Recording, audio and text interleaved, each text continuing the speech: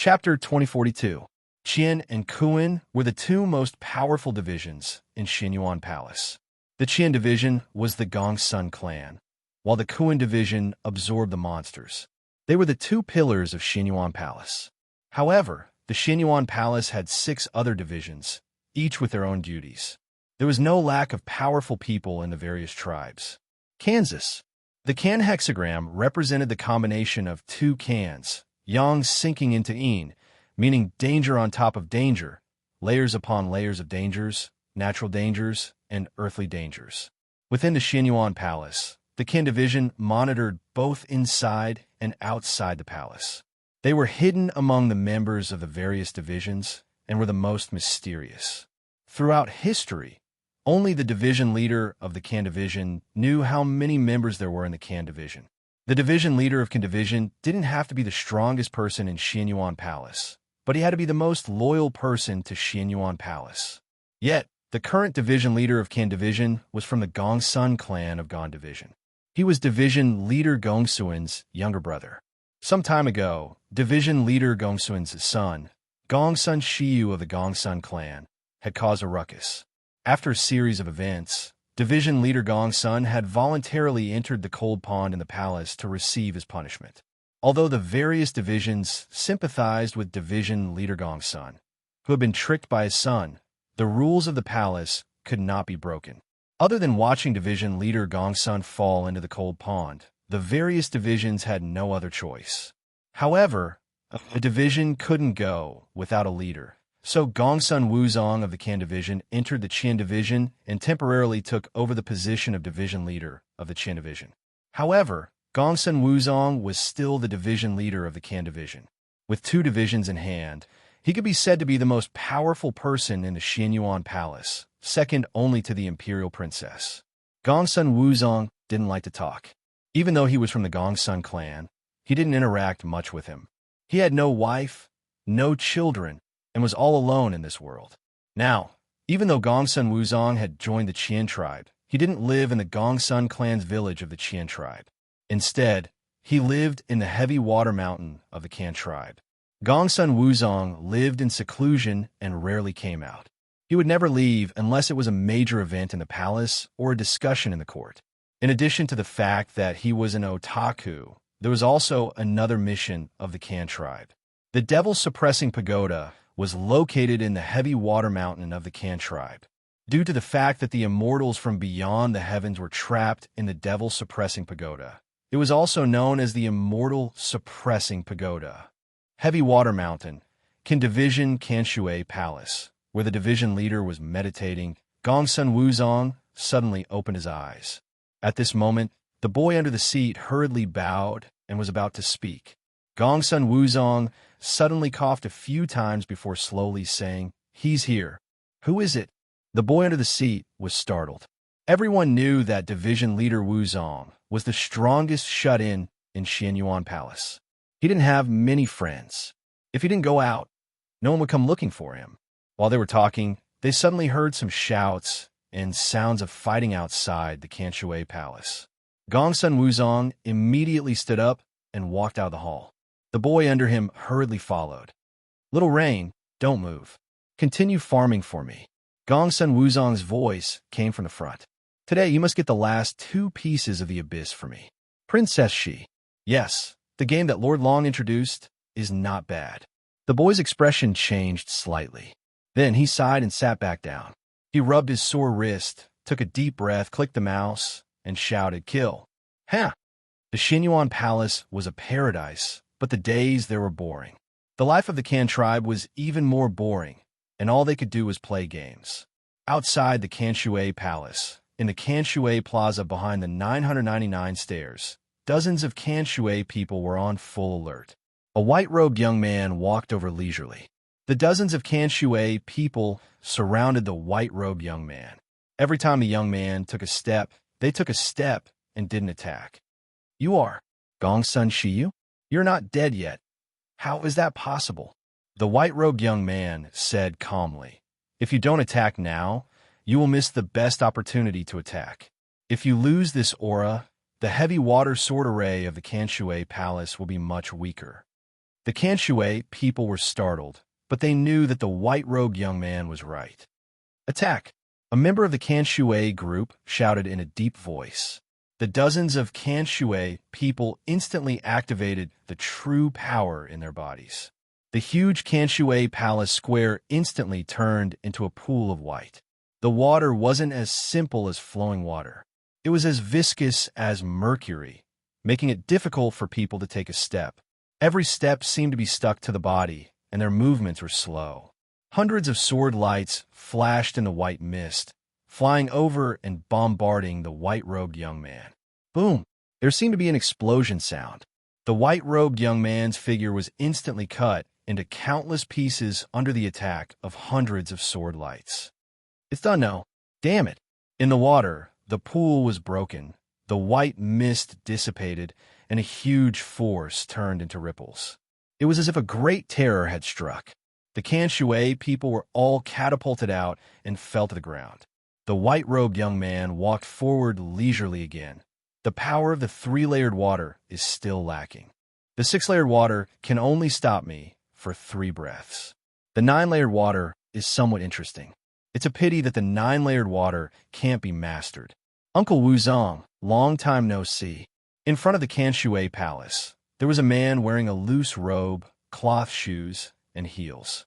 His hair was disheveled, and he looked younger than the white-clothed youth. At this moment, he narrowed his eyes and stared. He stretched his neck to look, and then walked down the stairs to take a few more looks. Only then did he nod. Yes, he does look like Shiryu, but he is not the Shiryu I know. Who are you? Gongsun Wuzong brushed his disheveled hair and walked down quickly. Then he frowned and looked at the Kanshui people in the square. He suddenly put his hands on his waist and criticized, "Each of you, I told you to practice martial arts, but you didn't listen. Now, you can't even get up, right? You don't have drumsticks to eat tonight." The Kanshui people didn't dare to speak. They supported each other and retreated to the side, lowering their heads silently. We haven't seen each other for many years. Uncle Wuzong is still a carefree person. The white-robed young man chuckled. Gongsun Wuzong brushed his disheveled hair again and looked at the white-robed young man. Carefree my ass. Squatting in this godforsaken place every day, how can I be carefree? Do you like it? I'll let you take my place. Can I open the immortal suppressing pagoda? The white-robed young man smiled. Gongsun Musashi nodded. Go ahead. You are the division leader of the Kanshui Palace. You can fight if you want. I'm talking about the basement of the immortal suppressing pagoda, not the basement. The white-robed young man shook his head. Basement? Gongsun Wuzong was surprised and quickly waved his hand. What basement? I've never heard of it. Never heard of it. The white-robed young man said indifferently. Uncle Wuzong, don't be embarrassed. I only want the one on the 5th basement floor. After taking him away today, I won't come to the Xinyuan Palace again. Gongsun Wuzong shook his head and waved his hand to drive him away. I said I haven't heard of it, so I haven't heard of it. Where did this rude brat come from? Go. I used to think about when to break into the Kanshui Palace.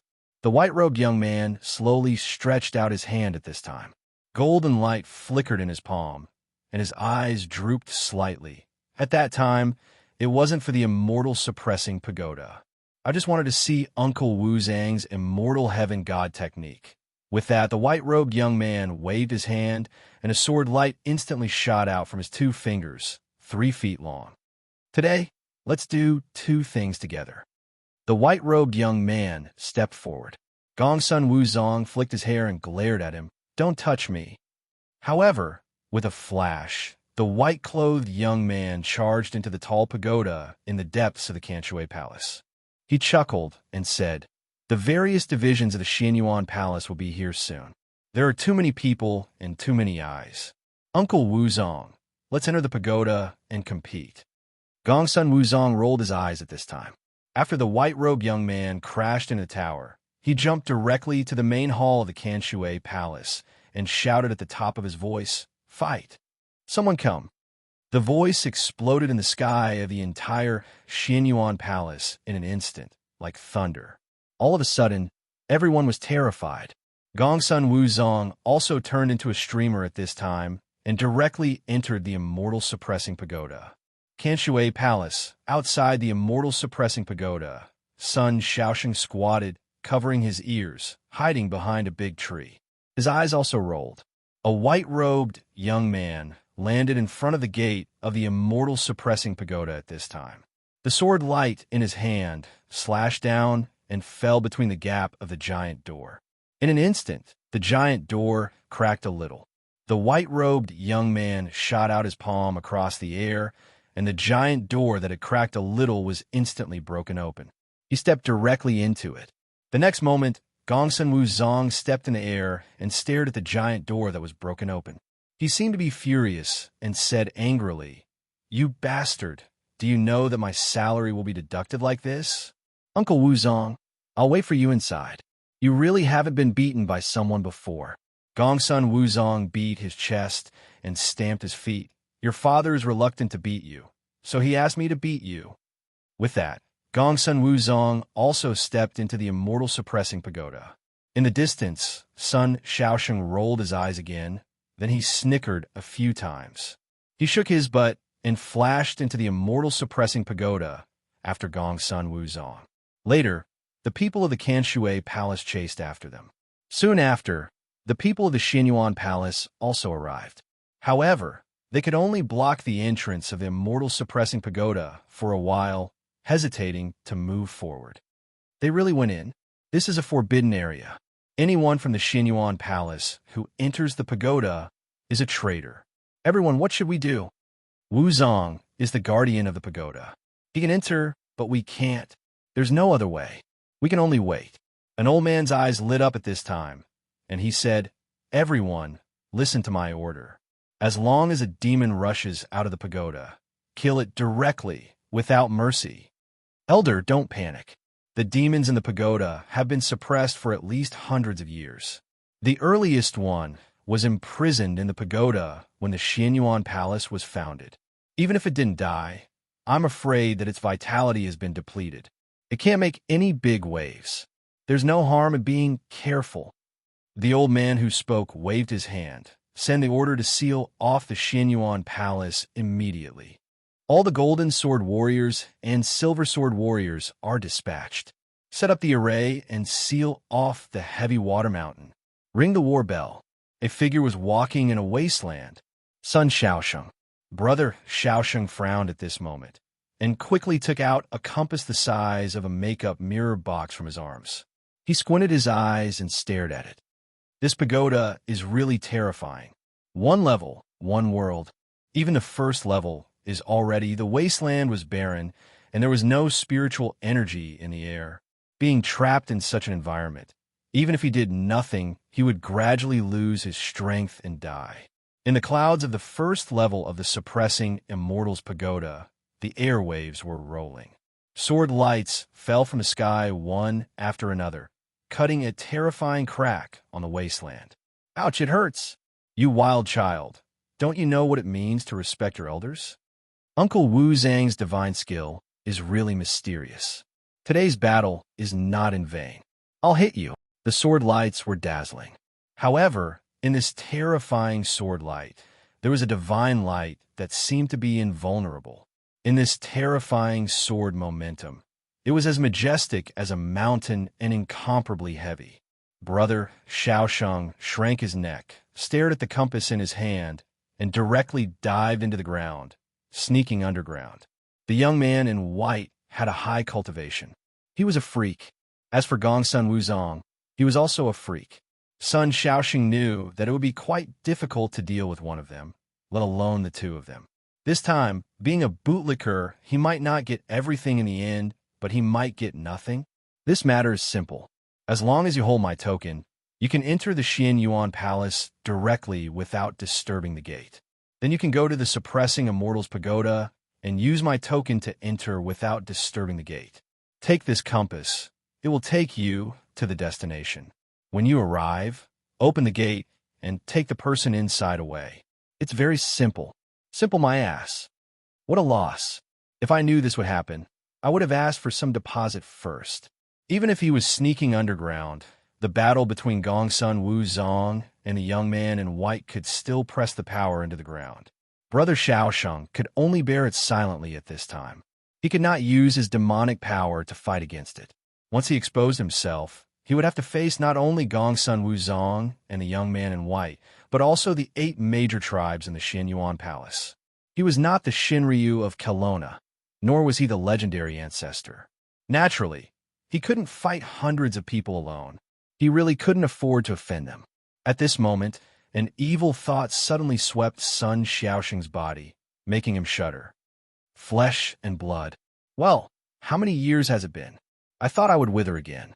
It seems that I can live for a few hundred more years. Sun Xiaosheng only felt that he seemed to have broken something, and suddenly entered a more uncomfortable space. He thought that this might not be the 2nd floor of the Suppressing Immortals Pagoda. He went down, so he shouldn't go up to the 2nd floor, but the underground floor? What kind of terrifying old demon is suppressed in this underground floor? It was just an evil thought, but it made Sun Xiaosheng's pores open, and he was frightened. Brother Xiaosheng, I won't play with you, huh? Sun Xiaosheng cast out the compass in his hand. Suddenly, a white light covered Sun Xiaosheng and pulled him away from this space.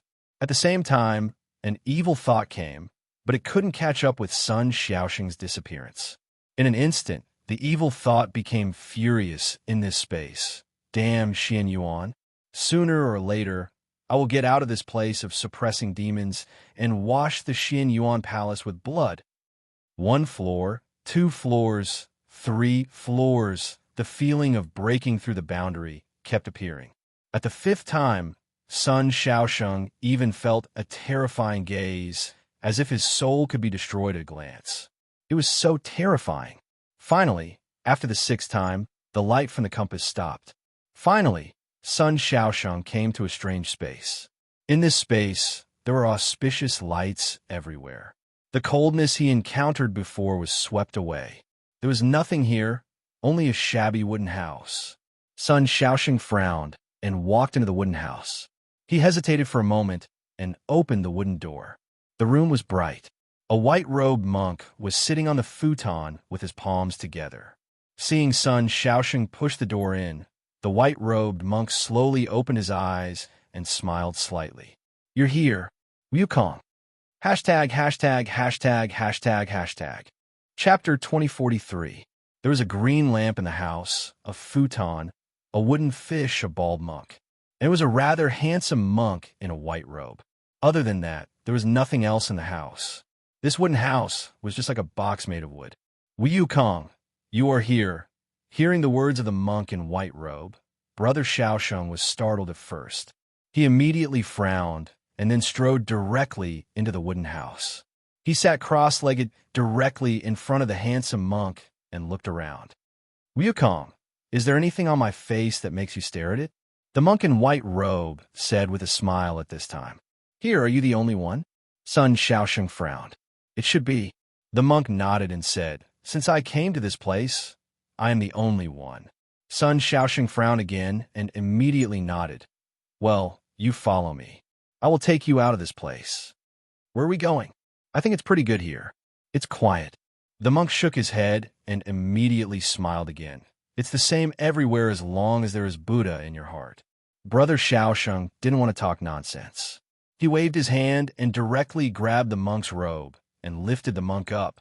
But he didn't expect that the monk couldn't stand up when he just lifted the monk up. He fell down again. You? Sun Xiaosheng was surprised all of a sudden. Why is this monk so weak? After passing through the first 5 floors, Sun Xiaosheng felt a great sense of horror every time. Each floor was designated to lock some earth-shattering devils, but this 6th floor was, my legs are numb. The monk said embarrassedly at this time, I have sat for too long. Wukong, don't worry. Wait for me to massage your blood. As he said, the monk in white robe actually reached out to massage his legs and gently beat them. Sun Xiaosheng's face was full of weirdness. You, how long have you been sitting? How long? The monk in white robe suddenly fell into contemplation. After a while, he said, Wukong, what year is it now? Is the emperor still surnamed Li? Sun Shaoxing suddenly widened his eyes and jumped away as if he was electrocuted. His face was full of vigilance. He stared at the monk in white robe and said in a deep voice, "Who are you? Goku, what happened to you?" The white-robed monk looked at him with a puzzled expression. Then, as if he suddenly realized something, he said, "I understand. Wukong, you are being naughty again. You want to play a role-playing game with me, right?" As he spoke, the white-robed monk's expression turned serious. His body suddenly emitted an ethereal aura of the immortal Tao, as if he was an immortal. This poor monk is Little Baldy, a disciple of the ancestral master at the Cave of the Slanting Moon and 3 stars on the Fonsuan Mountain. "May I know your name?" Brother Shaoxing couldn't help but widen his eyes. "Umipa." The white-robed monk slowly stood up. Probably because his legs were really numb, he staggered. He walked straight to Brother Shaoxing, and Brother Shaoxing instinctively stepped back. He hit the door all of a sudden and couldn't retreat. "Brother, are you here for this item?" At this moment, the white-robed monk rummaged through the white kasaya on his body. After a while, he took out a shiny golden headband. It was obviously not an ordinary item. Sun Shaoxing opened his mouth subconsciously. The white-robed monk slowly raised the shiny headband in his hand. "Brother, I want to remind you that after wearing this golden headband, you are no longer immortal. You can't get involved in the love affairs of the mortal world. Otherwise, this golden headband will be tighter and tighter, and you will suffer unspeakable pain." "What the F***CK? What is this?" "Huh?" Brother Shaoxing opened his mouth. The white-robed monk suddenly stood on tiptoe and slapped Brother Shaoxing's head. He pretended to be angry. "You Wukong, I'm just playing games with you. How do I usually teach you? Don't use vulgar words." "You monk." Brother Shaoxing gritted his teeth. His eyes flashed with hostility, but he sneered and punched out silently. Even Kelowna and Shinryu didn't hit his head. "Goku, you are being naughty again. Although I love you, I still have to teach you a lesson." Bang dash! Brother Shaoxing only felt that the world was turning upside down in his eyes, and then he hit the wooden floor. The white-robed monk directly threw him over his shoulder and slammed him on the floor. This fall made Brother Shaoxing feel that his bones were about to break, and his soul couldn't help but tremble. However, this shabby wooden floor was not damaged by this impact. Although it was shabby, it was still spotless. "Master's heart hurts." The white-robed monk screamed sadly and punched his abdomen. Brother Shaoxing's eyeballs were about to pop out, and he felt that his internal organs seemed to be twitching. "My heart hurts so much." Abdomen punch. "My heart really hurts so much." Abdomen punch. "My heart really hurts." Abdomen punch. Bang, bang, bang dash. Brother Shaoxing slumped on the wooden floor powerlessly. What kind of experience was this? It was probably like being punched to the legendary Hell's Gate, then being pulled out and punched again. It went back and forth several times. "My heart hurts so much. I was wrong. I was wrong." Looking at the fist raised high, Brother Shaoxing's soul suddenly trembled. Although he was foaming at the mouth, he couldn't care about anything else and shouted twice. The fist swung down and finally stopped above Brother Shaoxing's forehead. It was about an inch away. Brother Shaoxing only felt that his scalp was numb. If this fist really hit his forehead, he felt that his whole head would explode into a paste. Brother Shaoxing couldn't help but gulp subconsciously. The white-robed monk nodded at this time. He loosened his fist and turned it into a palm. He stroked Brother Shaoxing's head and said earnestly, "I hit you because I really love you." Wukong, among the several disciples, second brother has a sweet mouth and understands my heart the most. He also gets my favor, so, along the way, I was most willing to let second brother eat more. As for third brother, he doesn't know how to speak, he only knows how to do things silently. He is born to be a black slave, so I can only let third brother do the moving work. But I still love you the most. You see, along the way, except for fighting monsters, I didn't have to care about anything else. How comfortable it was, right? Don't you think so? Brother Shaoxing only felt that the palm holding his head was getting stronger and stronger, as if his head would be crushed at any time.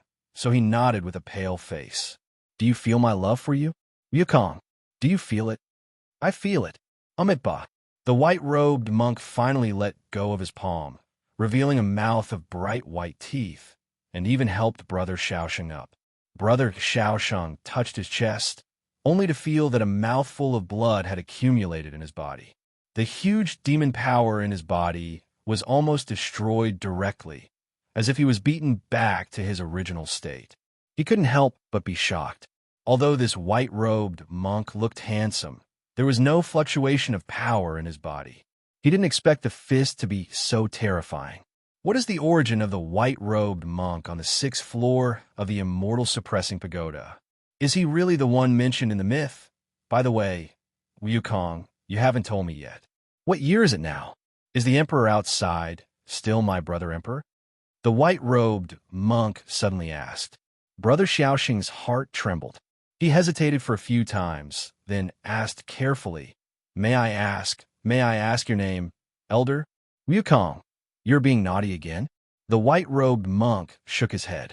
Seeing the fist raised again, he said with a frown, I am Master Sanzang, the popular demon race beauty on the westbound road. I am also known as Brother Emperor. Sun Xiaosheng only felt like he was struck by lightning. His brain exploded in an instant. His face was pale, and he muttered to himself, You are Master Sanzang? Impossible, impossible. The westbound road is just a made-up story. Impossible, impossible. Sun Xiaosheng was a stone monkey that burst out from a spiritual stone in the mountain. He relied on himself to absorb the sun and the moon in the mountain and finally condensed his demon body. Although he was born as a stone monkey with powerful demon power, there were still powerful demons in the land of Kelowna. In the beginning, a powerful demon like him was actually worse than the big shots of the 4 celestial clans. It was just that Sun Xiaosheng was born to fight, and his combat power was extraordinary. He also made a name for himself in the territory of the demon race. If he really wanted to fight, even the big shots of the 4 celestial clans could only avoid him. He was originally not called Sun Xiaosheng, but his origin was very similar to someone in the westbound road in the myth.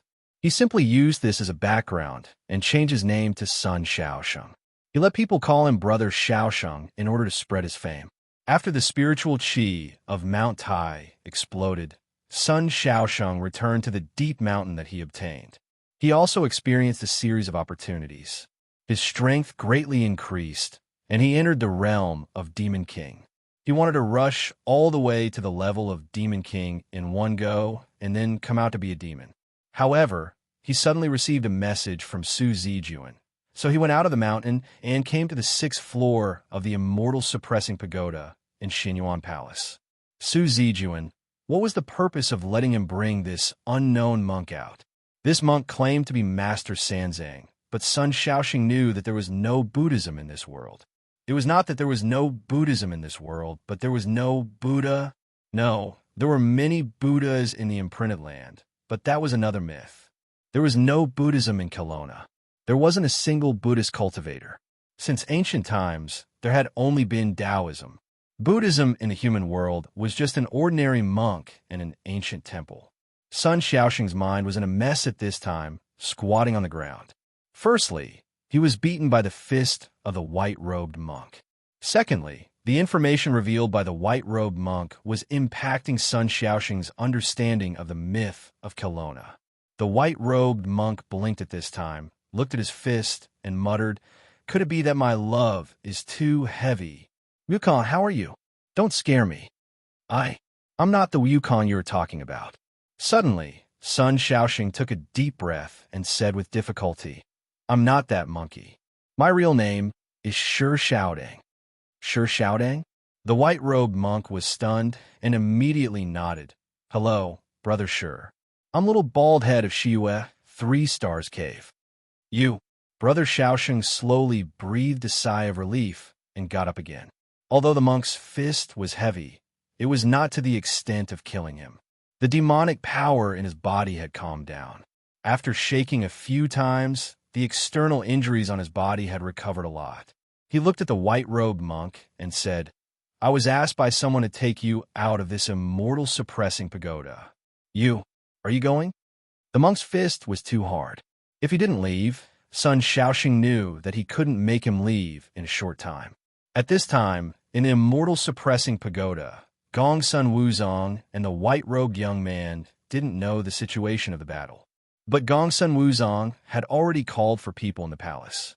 The outside of the immortal suppressing pagoda was probably overcrowded at this time. Although Su Zijuan gave him the key to enter the palace, under the state of alert of the entire Xinyuan palace, he couldn't break out even if he had 10 lives. If the monk didn't leave now, Brother Shaoxing thought that he could only leave this place first. After going back to find Su Zijuan and ask her about it, he would consider whether to come again. Brother Sure, do you have a way to leave this place?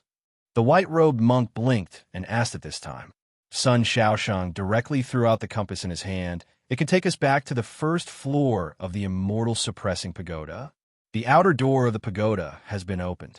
It's easy to go out, but the outside may be full of soldiers of the Xinyuan palace. It doesn't matter.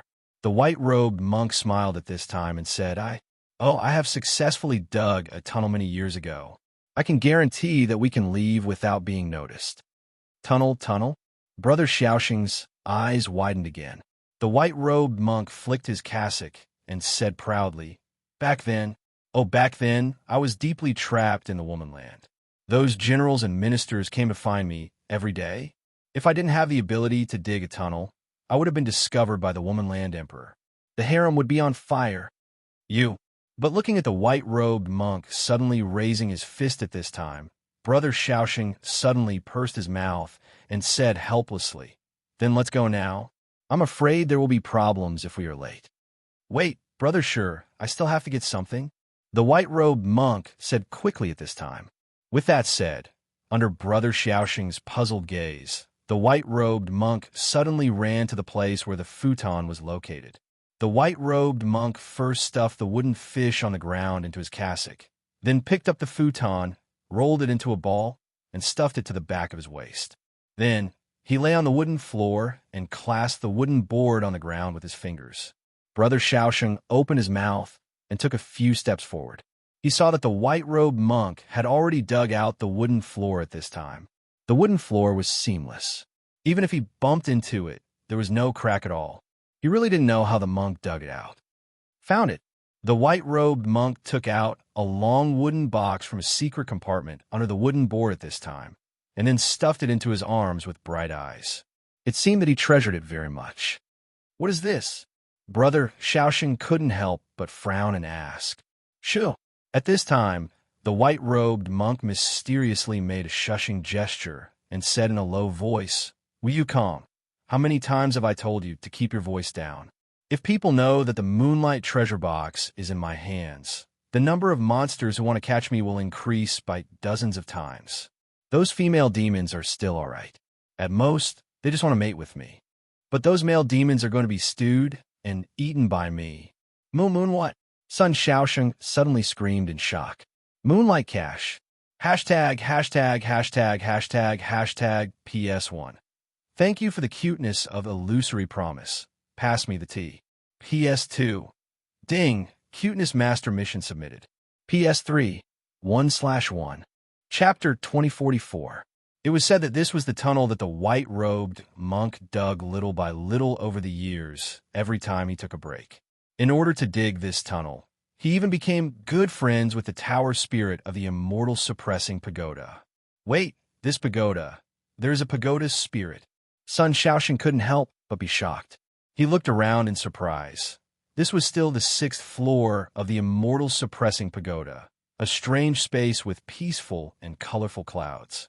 If there's really a pagoda spirit in the immortal suppressing pagoda, why didn't he notice it along the way? Although Sun Shaoxing was still a little far from the great demon king, he shouldn't be this weak. Yes, it is my good friend. The white-robed monk nodded seriously at this time and said, Well, oh, Brother Sure, do you want to see it? Should I call it out and let you see it? Well, what kind of method was this? Sun Shaoxing glanced at the white-robed monk suspiciously, shook his head and said, No, hold on to me. Let's leave this immortal suppressing pagoda first. Since the pagoda spirit didn't stop him along the way, there should be no problem even if he left. Su Zijuan wouldn't cheat him on this kind of thing. looking at the compass in his hand. This should be the pass that allowed him to freely travel in the immortal suppressing pagoda. At this moment, the white-robed monk suddenly walked behind Sun Xiaosheng and climbed up without saying a word. What are you doing? Sun Xiaosheng suddenly stiffened. Brother Sure, wasn't it always like this in the past? Every time we ran away, you carried me on your back. The white-robed monk said quickly in Sun Xiaosheng's ear at this time. Brother Sure, where is your cloud? Quickly call it out.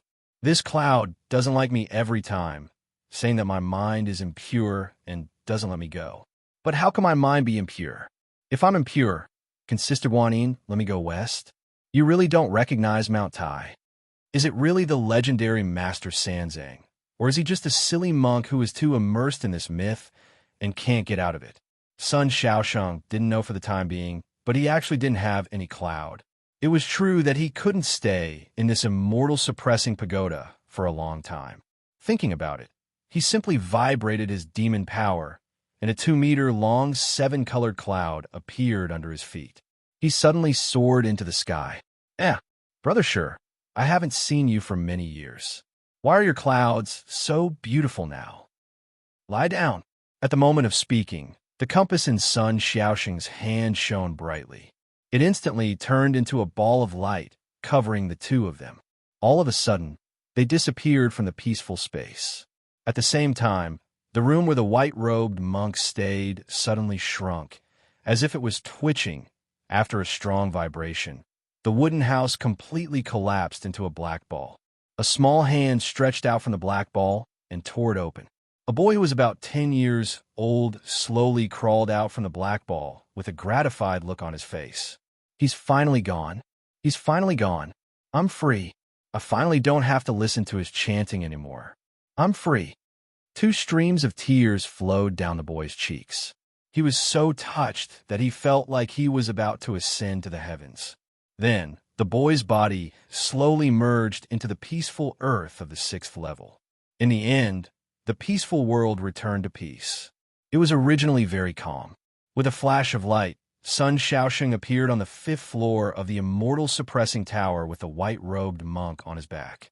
Thinking of the terrifying gaze on the 5th floor, Sun Xiaosheng didn't want to stay any longer.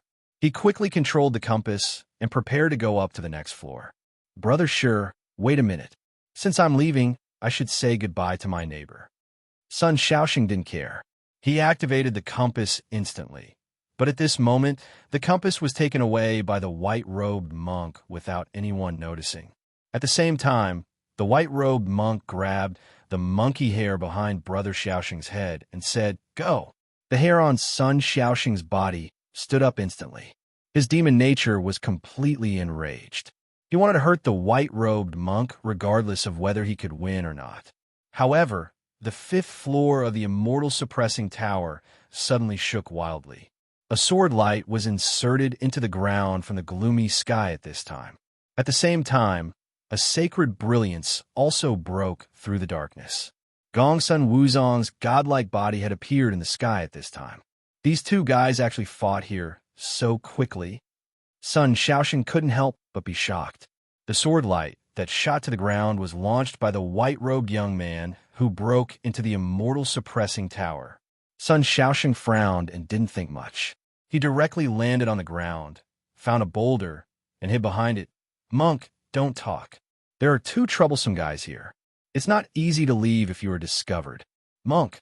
However, the white-robed monk had already lifted his kasaya at some point in time. He ran far away without looking back, as though he was running at 3.0 times his normal speed. Will you come? The demon is coming to capture me. Hold it while I hide. See you at the old place. Again, the monk seemed to have jumped into a big pit. In a blink of an eye, he had disappeared.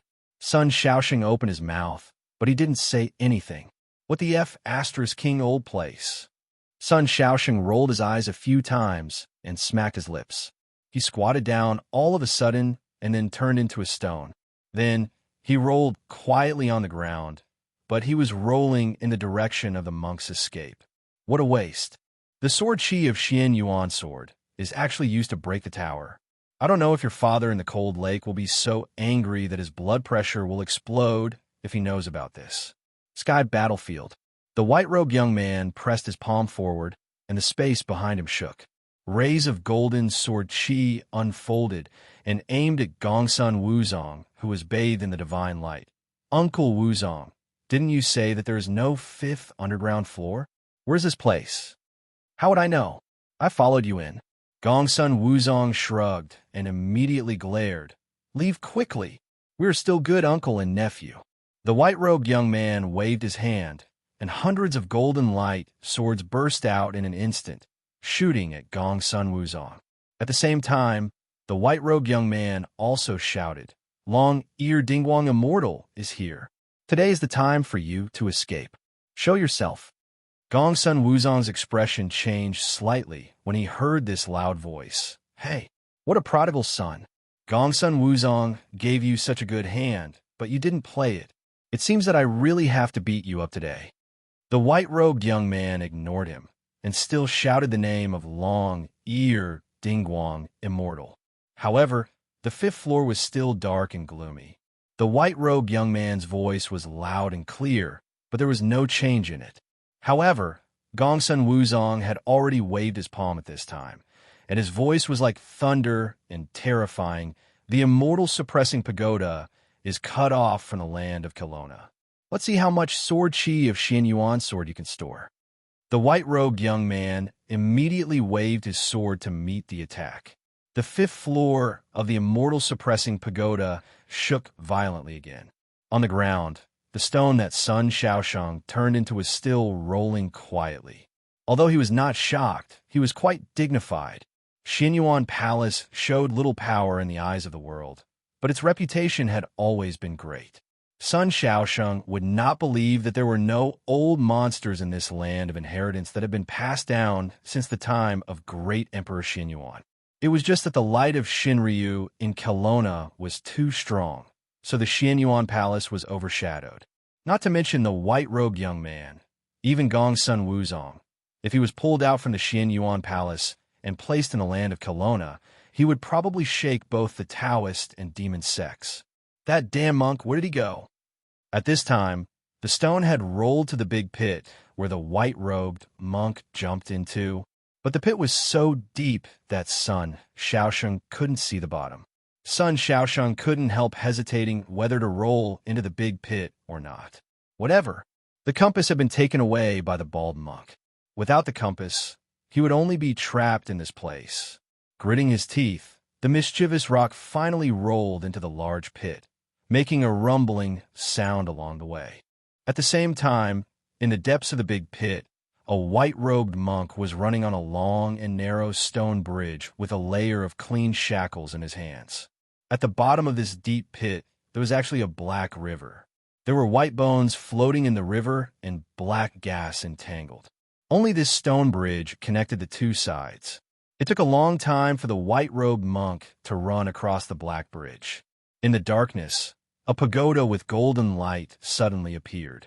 The golden light of this pagoda was strange. It was only released for a distance of 10 feet. More than 10 feet, it was swallowed by the darkness and did not illuminate other places at all. The white-robed monk ran to the door of the pagoda, knocked on the door, and strode in. He saw that the pagoda was warm and intoxicating.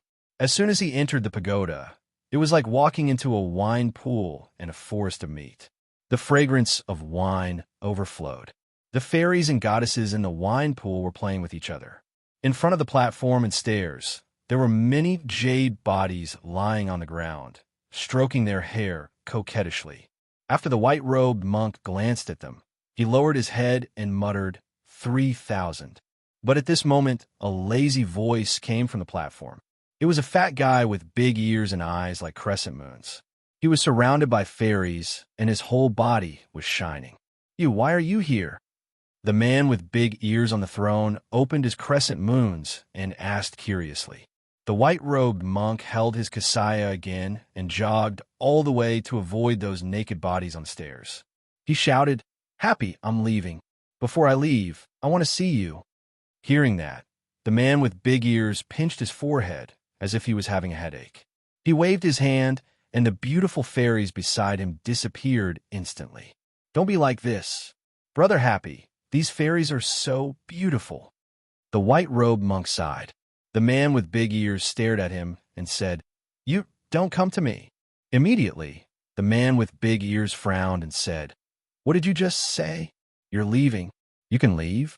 Yes, Brother Happy, I'm leaving soon, so I came to say goodbye to you. The white-robed monk said reluctantly, For so many years, only you occasionally talk to me and tell me about your joyful sutra so that I won't be bored. Brother Happy, I'm leaving now, but you haven't taught me the last move of the 48 moves of the Joyful Sutra.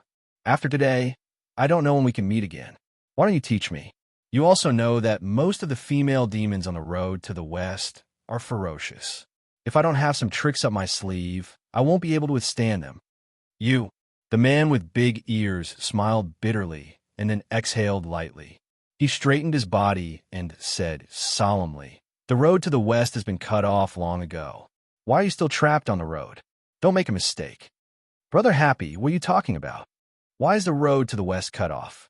The white-robed monk smiled and said, Sister Bodhisattva is still waiting for me. You don't know that Sister Bodhisattva said that when her hair reaches her waist, she will let me knock her wooden fish. The man with big ears shot out a ray of divine light from his eyes and directly shone on the white-robed monk. However, this ray of divine light was like a clay ox entering the sea. After it entered the white-robed monk's body, it disappeared instantly. The man with big ears frowned and didn't say anything. At this time, the white-robed monk had already pulled out a rolled-up futon from his back and spread it out in front of the man with big ears.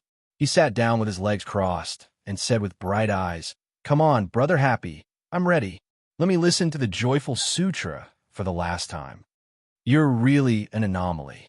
The man with big ears shook his head and said with a smile, There are so many Sanzang, but you're the only one who stands out. You're not crazy, you're not deranged, but your mind is clear.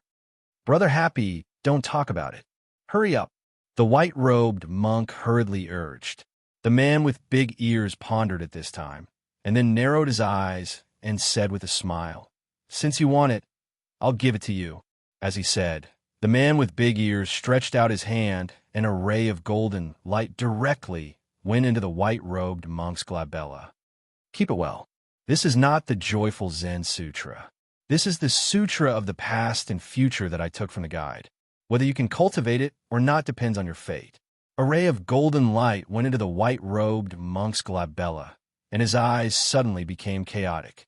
He didn't know where he was, and he sat on the high platform in a daze. At this time, there was a voice outside the pagoda calling for the long-eared fixed light immortal. The man with big ears acted as if he didn't hear it.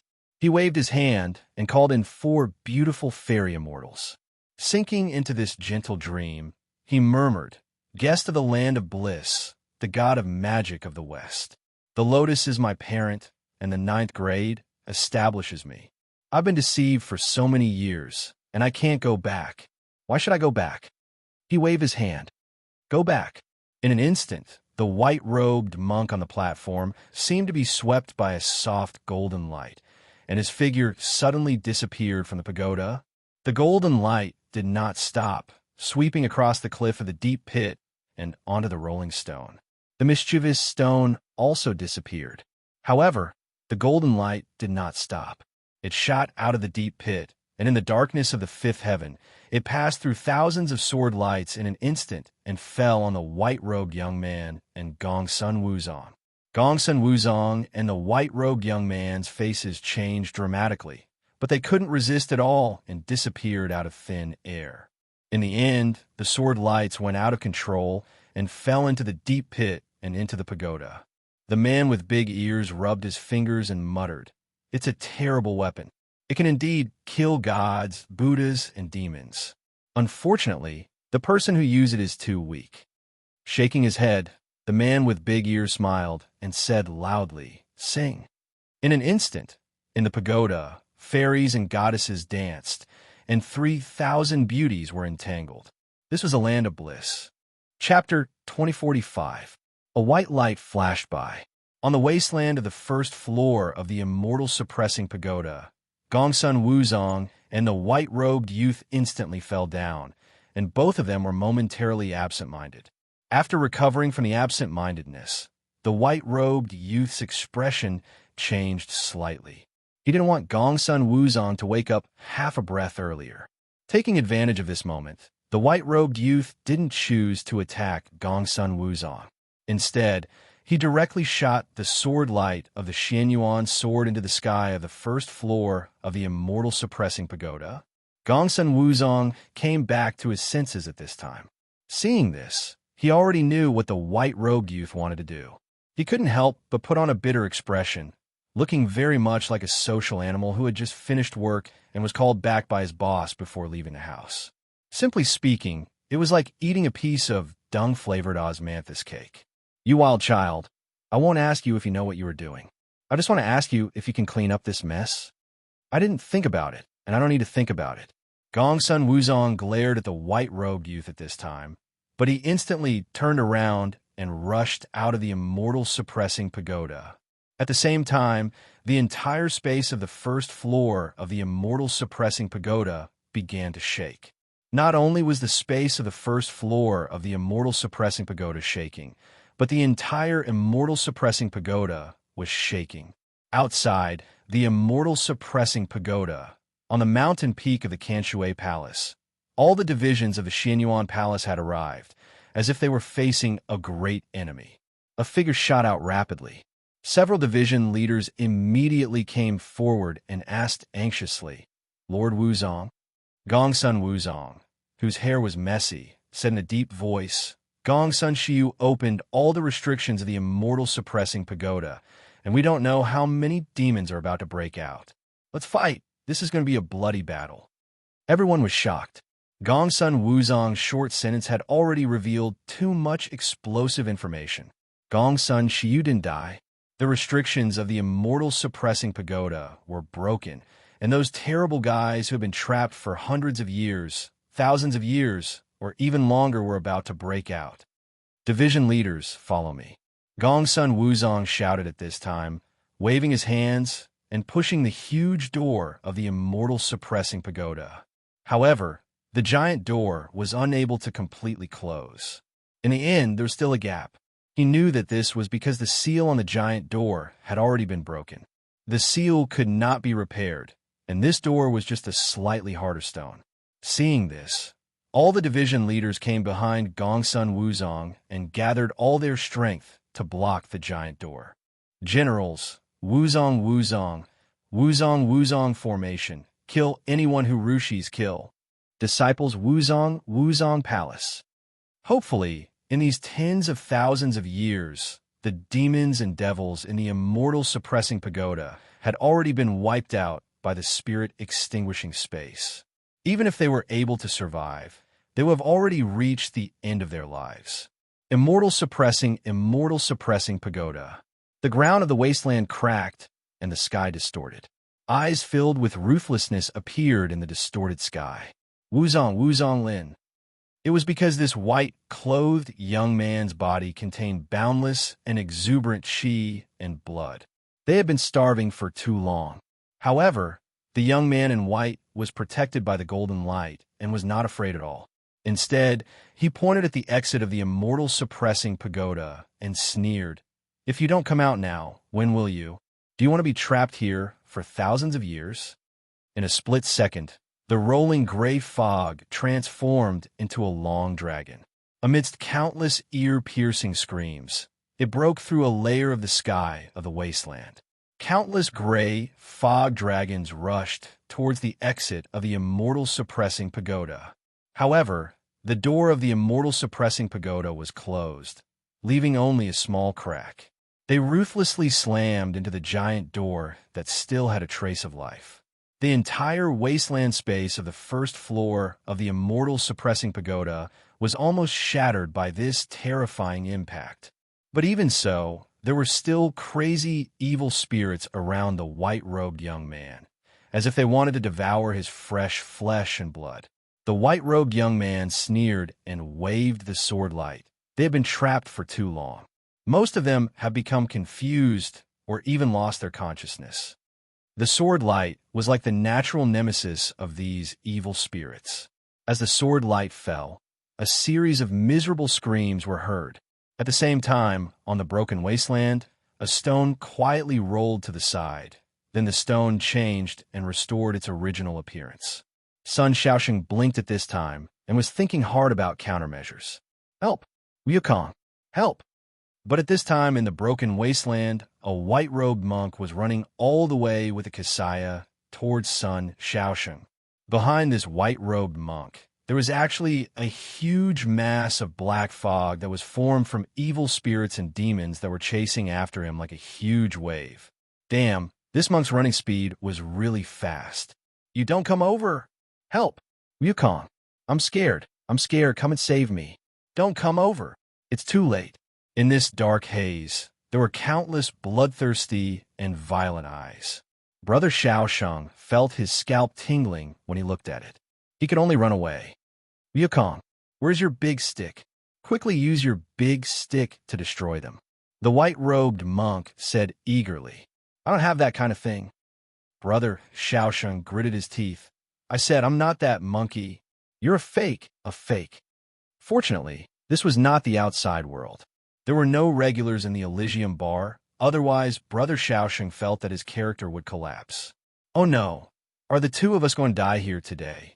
The white-robed monk said in grief. No, I have so many friends on the road to the west. They will be sad. Sister Bodhisattva will also be sad. Wukong, quickly think of a way. You damn monk.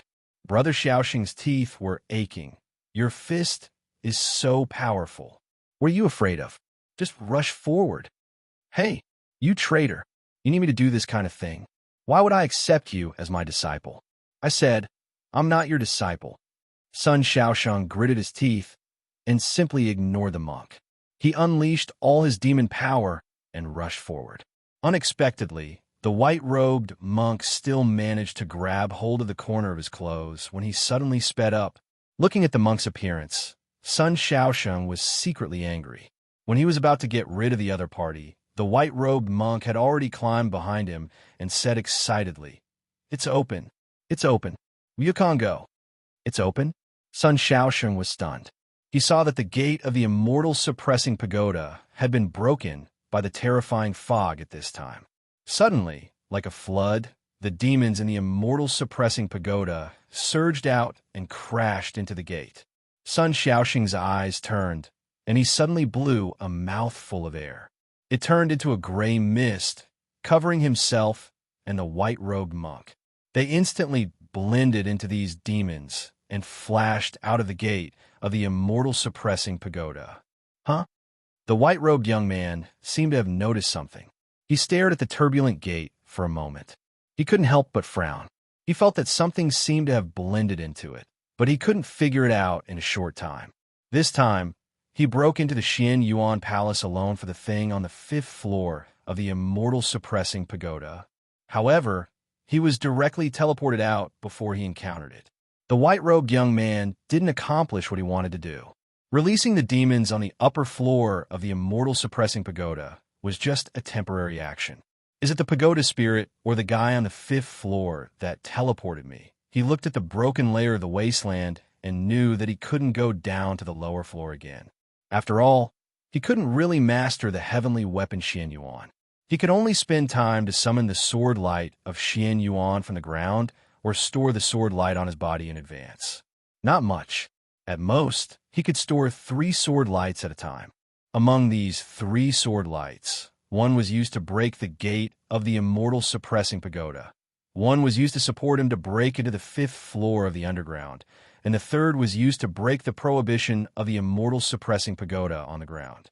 The white-robed young man shook his head. After this time, he probably wouldn't have the chance to enter the immortal suppressing pagoda again. Glancing at the broken wasteland without any reluctance, the white-robed young man's figure flashed. He had already knocked away a large number of demons and directly appeared outside the immortal suppressing pagoda. At this time, outside the immortal suppressing pagoda, the top of the Kanshui Palace Mountain had become a terrifying battlefield. The demons on the upper floor of the immortal suppressing pagoda had been trapped for many years and had suffered a loss of blood. Now that they encountered the disciples of the Xian Yuan Palace, their hatred instantly erupted. They all rushed toward these vigorous martial warriors, wanting to devour them to restore their vitality. However, the Xian Yuan Palace wasn't a greenhouse flower that had been living in seclusion for countless years. They had been maintaining the war with the deep sea demons. Along the way, they had experienced blood and fire, so they weren't afraid of war at all. Especially after the prince of the underwater city appeared and brought the news that the deep sea demons had been exterminated, a large number of Xian Yuan Palace warriors guarding the deep sea had returned one after another. The combat power of this group of warriors was particularly amazing.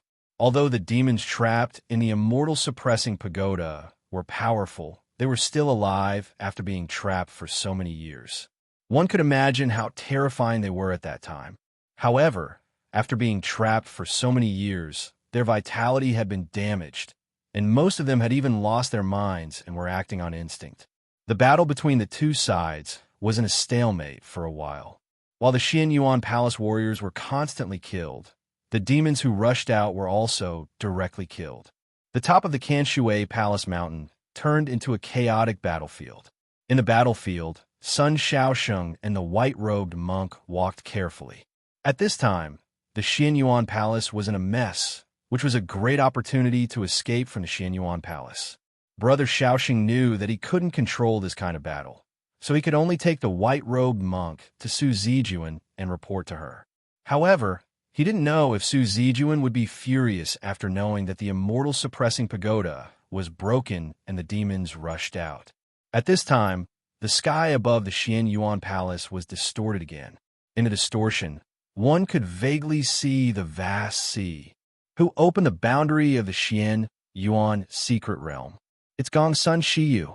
As the favored one of the Gongsun clan, he naturally knows the secret method of opening the secret realm. Damn it, he intends to release all these demons. All the warriors, listen to my order. Quickly go and block the exit. Quickly find Gongsun Shiyu.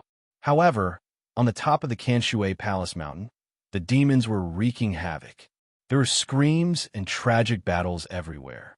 Where could they find the white-robed young man? There are not many guys who still have some consciousness, and there are even fewer who can be used. Sure enough, they have been trapped for too long.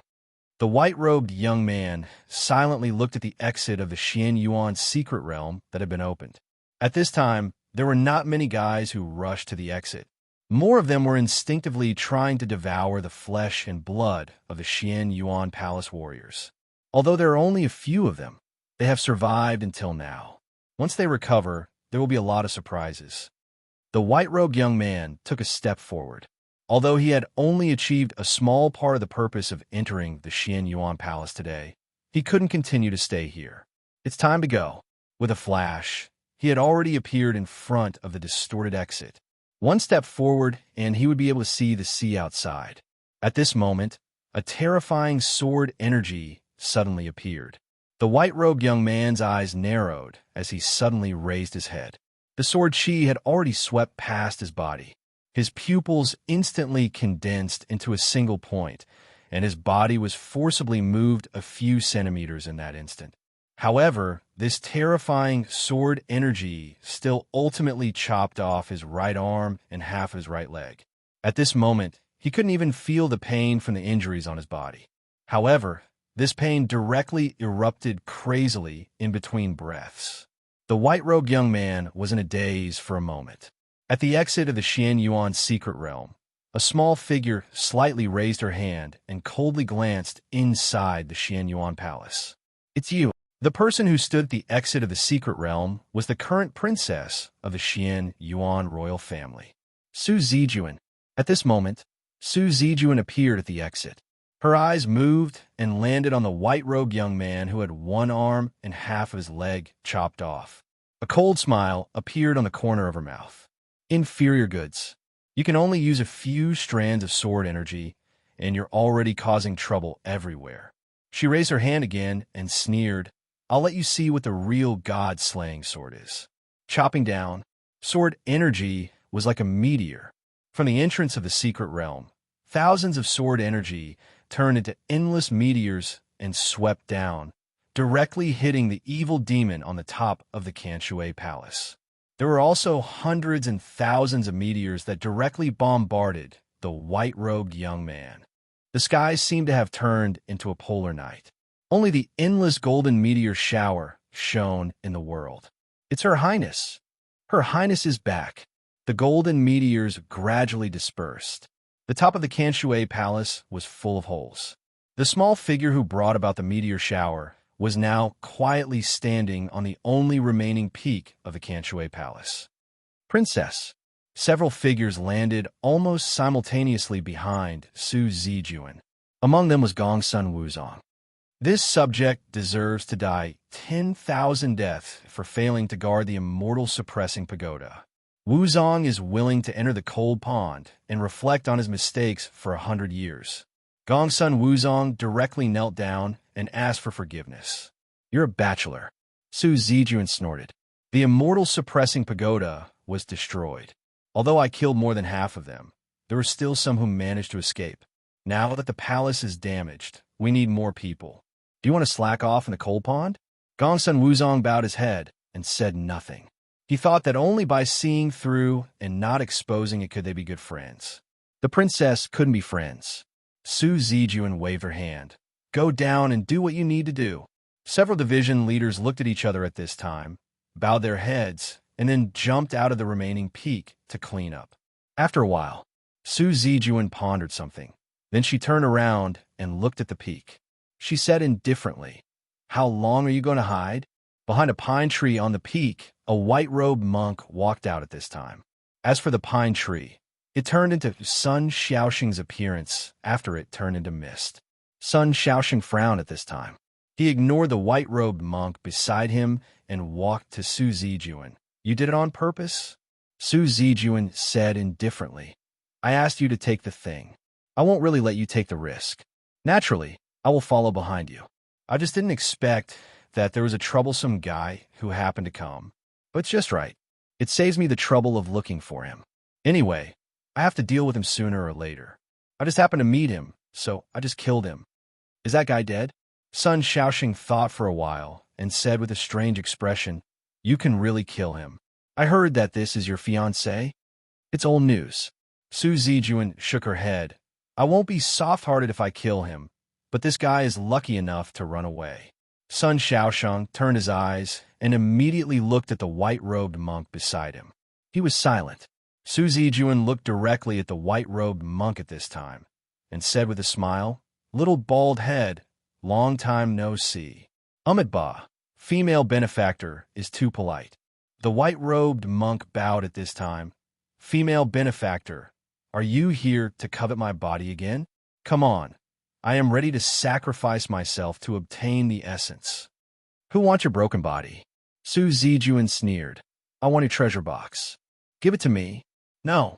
Wukong, save me. This demoness is unreasonable. The white-robed monk screamed instantly. Sun Xiaoxing ignored him. He rolled his eyes and flashed to the side. Wukong, you're being naughty again. The white-robed monk suddenly cheated and stomped his feet. Su Zijuan waved her hand, and a bloody big hand rushed out instantly and grabbed the white-robed monk directly. She sneered, Little bald head, this is not the immortal suppressing pagoda. There is no way to block the breath of an intruder like you. If you don't want to be suppressed by the heavenly Tao here and never be reincarnated, hand over the treasure box obediently. The white-robed monk lowered his head and said nothing at this time.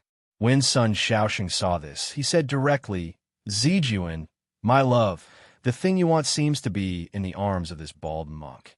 I saw him put it in with my own eyes. The white-robed monk suddenly raised his eyes and muttered to himself, Traitor, traitor! I didn't expect Wukong to betray me for beauty. My heart hurts. Pa dash. Su Zijuan's bloody big hand instantly cracked at this time. Su Zijuan frowned. When she was about to make a move, she saw the white-robed monk clench his fist at this time and waved it at Sun Xiaoxing. Again, seeing this, Sun Xiaoxing's face suddenly turned black. seeing the white-robed monk raising his fist and listening to him, saying heartbreaking words. Sun Shaoxing shuddered suddenly. I want to be alone. It seems that my teaching method is wrong. Unexpectedly, the white-robed monk suddenly calmed down and then quickly took out a long box from his arms and opened it directly. Damn it! Su Zijuan suddenly shuddered and rushed out. However, she had already eaten it. When she arrived in a flash, the white-robed monk had already disappeared into thin air under the flash of yellow light from the box. Su Zijuan's face suddenly turned green. Zijuan, my love, this guy? Sun Shaoxing asked subconsciously. Su Zijuan said bitterly, this damn baldy. You can't escape from this world. I will definitely find you. In the dim room, a rather complicated magic array flashed. In the array, a figure fell. One arm was broken, half of his leg was cut off, and his body was full of injuries. The white-robed young man who fell at this time gritted his teeth and used his remaining arm to crawl up with difficulty. He crawled to the end of the room with blood all the way, turned over, leaned against the wall, and gasped for breath. I can only use the flash scroll left by the magician to escape. Really, at that moment, he almost died. And the one who died was definitely the real him, not the large number of bloodline experimental subjects that could be swallowed. At this time, a light shadow was suddenly projected from a mirror in the room. It was a light ball. Sir, what do you need? Prepare the most advanced treatment cabin for me, and the body repair surgery. As soon as he finished this sentence, the white-robed young man fainted directly. But the order had been issued, and the light ball had recorded it. Then it began to operate. In the Forbidden City, there was a supermarket that had a special sale today. In the pulping area, a yellow light suddenly flashed, and then a monk wearing a white cassock suddenly fell down. At the same time, he knocked down a pile of pulping paper. The monk was suddenly buried in strips of pulping paper. He pulled out the things on his body awkwardly and climbed out. As soon as he looked up, he saw a woman with long blonde hair looking at him with some surprise. Next to her, there was a black-haired young man who also blinked slightly in surprise at this time. The white-robed monk was startled as if he saw something terrible. He instantly shuddered and quickly opened the long box in his hand again. But after opening and closing it several times, the long box no longer emitted that yellow light. The white-robed monk instantly coughed twice in embarrassment and then put the box into the belt on his back. Then he tidied up the messy cassock on his body and put his palms together, saying, Ami, two patrons, this little monk is the brother of the great Tang of the East, Master Sanzang. Greetings. Can I ask for a favor? Sanzang? The black-haired young man asked with some interest. I wonder what is buried there. The white-robed monk said with a calm expression, Sanzang 5 Viscera Temple. This little monk is really hungry. The black-haired young man smiled and said, Yi, let's have lunch. Treat this master to a meal. Okay, the blonde lady replied softly. The white-robed monk said with an expectant face, Meat. Steak then. The black-haired young man. Boss Luo smiled and said, Today's steak is 30% off. Chapter 2046. In the Xianyuan Palace's secret realm, the distorted entrance was slowly closing. On the peak of the Kanshui Palace, Su Zijuan stretched out a hand, and the remnant souls of the demons that had been wiped out by God, slaying sword energy, gathered around her. No one dared question the princess of the Xianyuan Palace, since she was the one who'd made the move. They'd always been very clear about their hierarchy. Even though the princess had recklessly turned into a drought demon, she hadn't completely lost her bloodline. After all, the Yellow Emperor had a daughter in the ancient times who'd also been a drought demon. The subjects didn't dare question what the princess wanted to do. What they needed to do most now was to clean up the battlefield. Her Highness killed the demons last, so she must have seen the opportunity and delivered the final blow. That's why this happened. But if she'd acted earlier, the various tribes wouldn't have suffered such heavy losses. Although there are many injured, and many of the generals are so badly injured that they won't be able to recover in 3 to 5 years, there aren't many dead, and most of the Golden Sword and Silver Sword generals are from the Gongsun clan. It seems that Her Highness wants to teach the Gongsun clan a lesson. After Gongsun, she used repeated rebellions. Sure. Don't talk about Her Highness behind her back. I wonder what Her Highness plans to do with the remnant souls of the demons after taking them away. They're excellent materials for forging murderous weapons. Perhaps there are still some demons that haven't left the immortal ceiling pagoda. They've been suppressed by the pagoda for countless years, and many of their consciousnesses have been destroyed. They can only wander around the various levels of the pagoda and don't know how to leave even when the doors are broken open. Perhaps we can go in and clean them up. Let's go together. Since the restrictions in the immortal ceiling pagoda have been broken, we need to go in and repair them. This isn't the immortal ceiling pagoda. Suddenly, everyone heard Gongsun Wuzong's words. After saying that, Gongsun Wuzong did not say anything else and silently returned to the Kanshui Palace. The culprit behind the chaos in Xianyuan Palace was Gongsun Xiu, who had come back from the dead. As a member of the Gongsun clan, the Gongsun clan of the Qian tribe would probably be in an extremely awkward position in Xianyuan Palace after this battle. They all knew that it was better not to offend Gongsun family at this moment. Not the real immortal suppressing pagoda. Sun Xiaosheng was standing behind Su Zijun at this time, avoiding the eyes of the people under the peak. At this time, Su Zijun said indifferently, "The one on the ground is the devil suppressing pagoda. The one underground is the immortal suppressing pagoda." Although the devil suppressing pagoda's ability to imprison devils was inferior, it was merely an imitation of the immortal suppressing pagoda made by the ancestors of the Xianyuan Palace. But in fact, the difference is more than one level. Suppressing immortal pagoda, what is it? Sun Xiaosheng frowned. Although he had found the white-robed monk on the 6th floor, he had felt at least 4 terrifying gazes on the first 5 floors. Those gazes were far stronger than those of the demons in the demon suppressing pagoda. Su Zijun did not continue. "Sun Xiaosheng, I will send you out of the palace later. Don't tell anyone about this matter. Just pretend that you don't know anything. It's up to you whether you want to go back to the place where you obtained Tao or go somewhere else." Brother Xiaosheng smacked his lips and asked tentatively, "Nothing. The secret of the Heaven Sutra is on the monk." Su Zijun took a deep look at Brother Xiaosheng.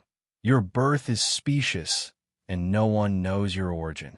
Maybe you can find the answer from this monk." Thinking of the white-robed monk's heart-wrenching iron fist, Brother Xiaosheng could not help but shudder. Boring, boring. Sun Xiaosheng's head was shaking. Su Zijun waved her hand, and a golden light instantly sent him out of the Xianyuan secret realm. There were countless restrictions in the secret realm, and only the real Xianyuan royal bloodline could control them all. Su Zijun's control of a Xianyuan secret realm was just like the control of the Radiance Tower of the Magician Association on the Inhuman Domain. "I'm invincible." All division leaders enter the palace for a meeting. At this time, the royal princess turned into a bloody light and instantly disappeared into the main hall of the Xianyuan Palace in the mountains. At this time, Chichikamaya still did not know what happened in the Xianyuan Palace. Because of this, the old turtle was in the building of the summit meeting with the 100 Tribulations Taoist. Before the meeting officially began, they asked for a tea room to discuss the tea ceremony, especially the green tea ceremony. "Taoist, why don't I see the girl who represented the Taoist Association on the day of the Strength Conference?" Chichikamaya suddenly asked with a smile. The 100 Tribulations Taoist said with a smile, "When did Elder Turtle start to be interested in older women?" Chichikamaya put down the teacup. "If I didn't guess wrong, this girl's background is not small. I'm really shocked by the means of the Taoist Association." The 100 Tribulations Taoist was still smiling. "This is not the work of the Taoist Association. It's a coincidence." The few Taoist elders accompanying them did not know what kind of riddle these 2 old fellows were playing. Even though they wanted to know what was behind the riddle, they were more curious about something else. Between the 100 Tribulations Taoist and the head of the Chichikamaya of the Xianyuan Palace, who was older. At this time, an agent of the administration knocked on the door respectfully and entered. 100 Tribulations Taoist. "Elder Turtle, everyone. The meeting is about to start. Please follow me." The 100 Tribulations Taoist put down the teacup and suddenly said, "It seems to be quieter today. Are there fewer people?" The agent's face suddenly turned pale. He said in a low voice, "Today, many representatives haven't arrived yet." "Oh." Chichi Kamaya frowned slightly. He knew there was more to it. The agent nodded and said in a lower voice, "According to the statistics, more than a quarter of the representatives left the city of abstinence before dawn. It seems to have been discussed beforehand." Chichi Kamaya and the 100 Tribulations Taoist looked at each other. The two old guys didn't say anything. They just nodded, got up, left their seats, and entered the meeting. Huh, why are there so many empty seats? The preparation for entering the meeting was done, and they had waited for nearly an hour. It was almost 10:30 in the morning, but more than a quarter of the seats were still empty. In the media area, Madame Rin seemed to have sensed that something was going to happen. Then, she checked the seat list in her hand and began to look for the representatives that hadn't arrived yet. Galyan, 13 ancient clans. The group from ancient Persia didn't come either. Ninyamali. There aren't many left either. Almost 70% of the representatives from the non-middle continent are absent. So many? There aren't any representatives from Oceania left? Isn't this a little too much? At this moment, as the organizer of this Transcendent Summit, the Kelowna Authority, someone entered the meeting. It was the person in charge, Fire Cloud, Evil God. Rin Xiling also withdrew her thoughts at this time and locked her eyes on the person in charge. The scene was extremely quiet. It was much quieter than any other day's summit meeting. At this time, Fire Cloud, Evil God, walked directly to the rostrum and waved his hand. The official spokesperson walked to the front of the rostrum with a solemn expression. "Everyone, before today's meeting officially begins, I'd like to explain some of the absence of representatives today." With that said, the spokesperson raised a document in his hand. "An hour ago, we received these messages. They were all messages from the absent delegations.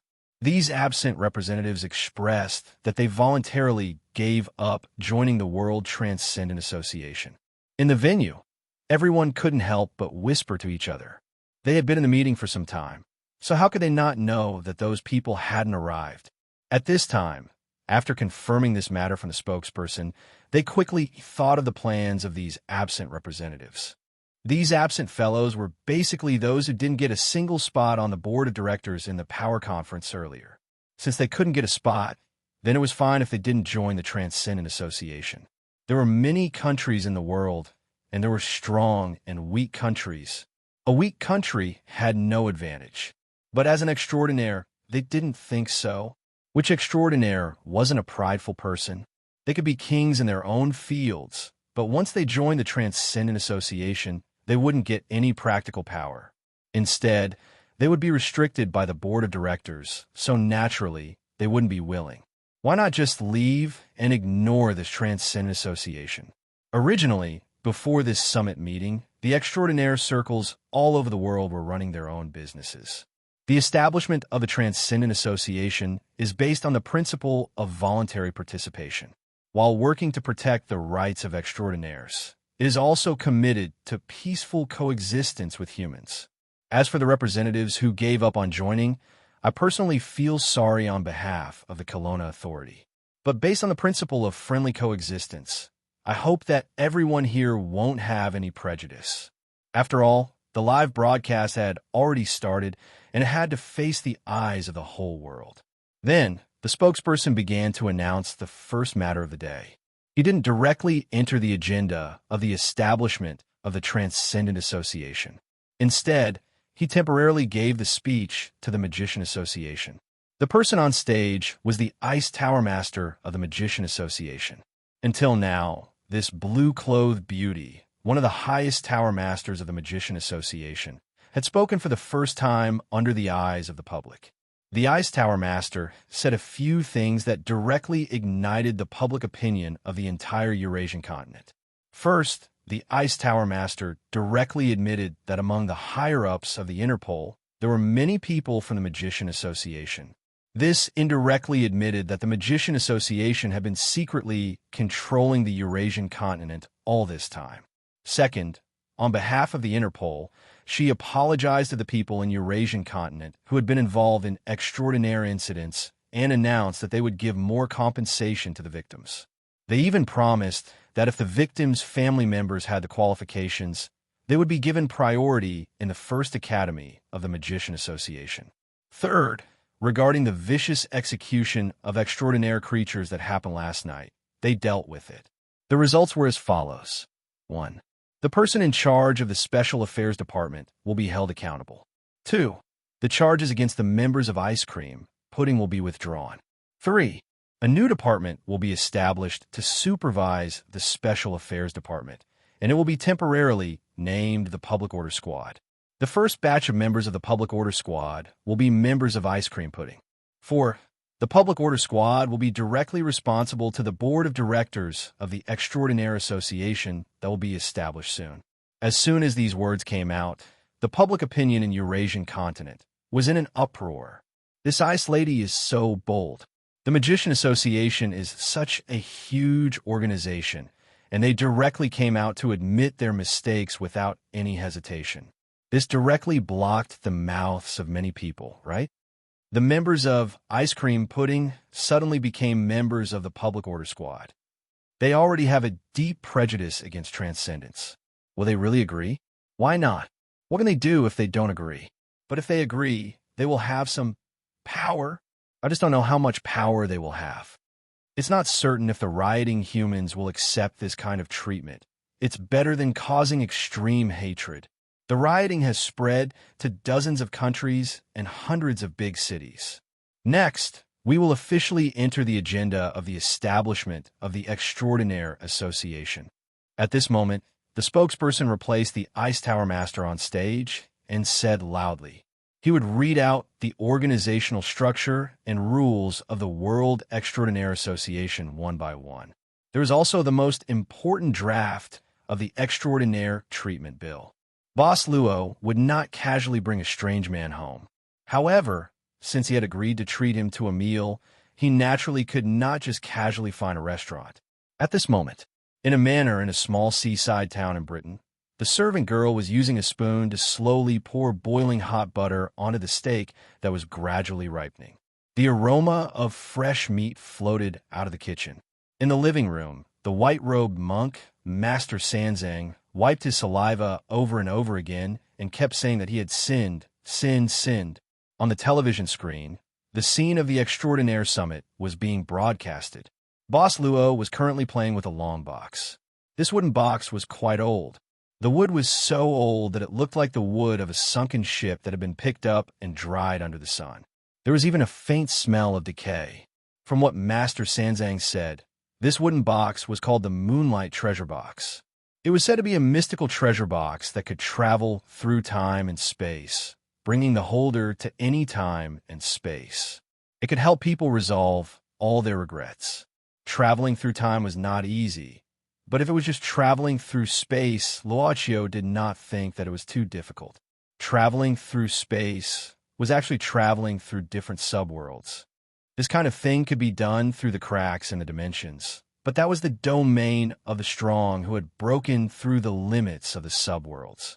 If one did not enter the dimensional void, they could only be imprisoned in the subworlds. However, there were still some mystical items that could allow people to travel between different subworlds. If not counting the shop's critical gate, Boss Luo had previously encountered another item that could help people travel between different subworlds, the Horus Ring. So, Master Sanzang used the power of the treasure box to come to this time and space. Boss Luo directly returned the treasure box to the white-robed Master Sanzang and asked casually. Master Sanzang smiled awkwardly and put away the treasure box with a flash of his hand. Then, he looked left and right and made a shushing gesture before saying sneakily, "Shu? Actually, it's not like that. I just wanted to see if the treasure box could bring me directly to the Tempest Temple. You see, these 81 difficulties are really troublesome. Along the way, the male demons are fierce. The female demons want to sleep with me, and my disciples don't let me be at ease." Using the treasure box's power to directly reach the end of the journey to the west, Boss Luo could not help but be stunned. This Master Sanzang unexpectedly had a lot of ideas. Eat first, Master Sanzang. Boss Luo smiled slightly and stood up. The food is ready. Good. Master Sanzang slammed the table and stood up. Wine and meat pass through the intestines, but the Buddha stays in the heart. Very good. Chapter 2047. Venerable Sanzang was clearly not used to using knives and forks. Seeing him pick up a table knife as if it was a battle saber and a fork as if it was a halberd, Miss Maid smiled and began to carefully cut the steak on the plate before scooping it out. Boss Luo handed him another pair of chopsticks. The Venerable Sanzang raised his eyebrows and said with a smile that this was the best reception he had received since his journey west, not counting the time when his brother, the Emperor of Tang of the East, sent him off. The maid was as beautiful as a painting, and the host was generous, so he was excited and ate first as a form of respect. Perhaps he was really hungry, for his sharp teeth immediately began to tear the meat in his mouth. She gobbled up the food and even ate Boss Luo's share. Seeing this, the servant girl hurriedly went back to the kitchen and continued to make steak. Because it was a discount, they had bought quite a lot of steak today. However, this was a matter of slow work, and the Venerable Sanzang was naturally impatient. He could only say that he couldn't wait and wanted to drink wine. Boss Luo poured wine for the Venerable Sanzang using a luminous glass. Venerable Sanzang was clearly not worried when the wine entered his intestines. He drank 4 cups of wine in a row. His face flushed, and he was satisfied. He was slightly tipsy.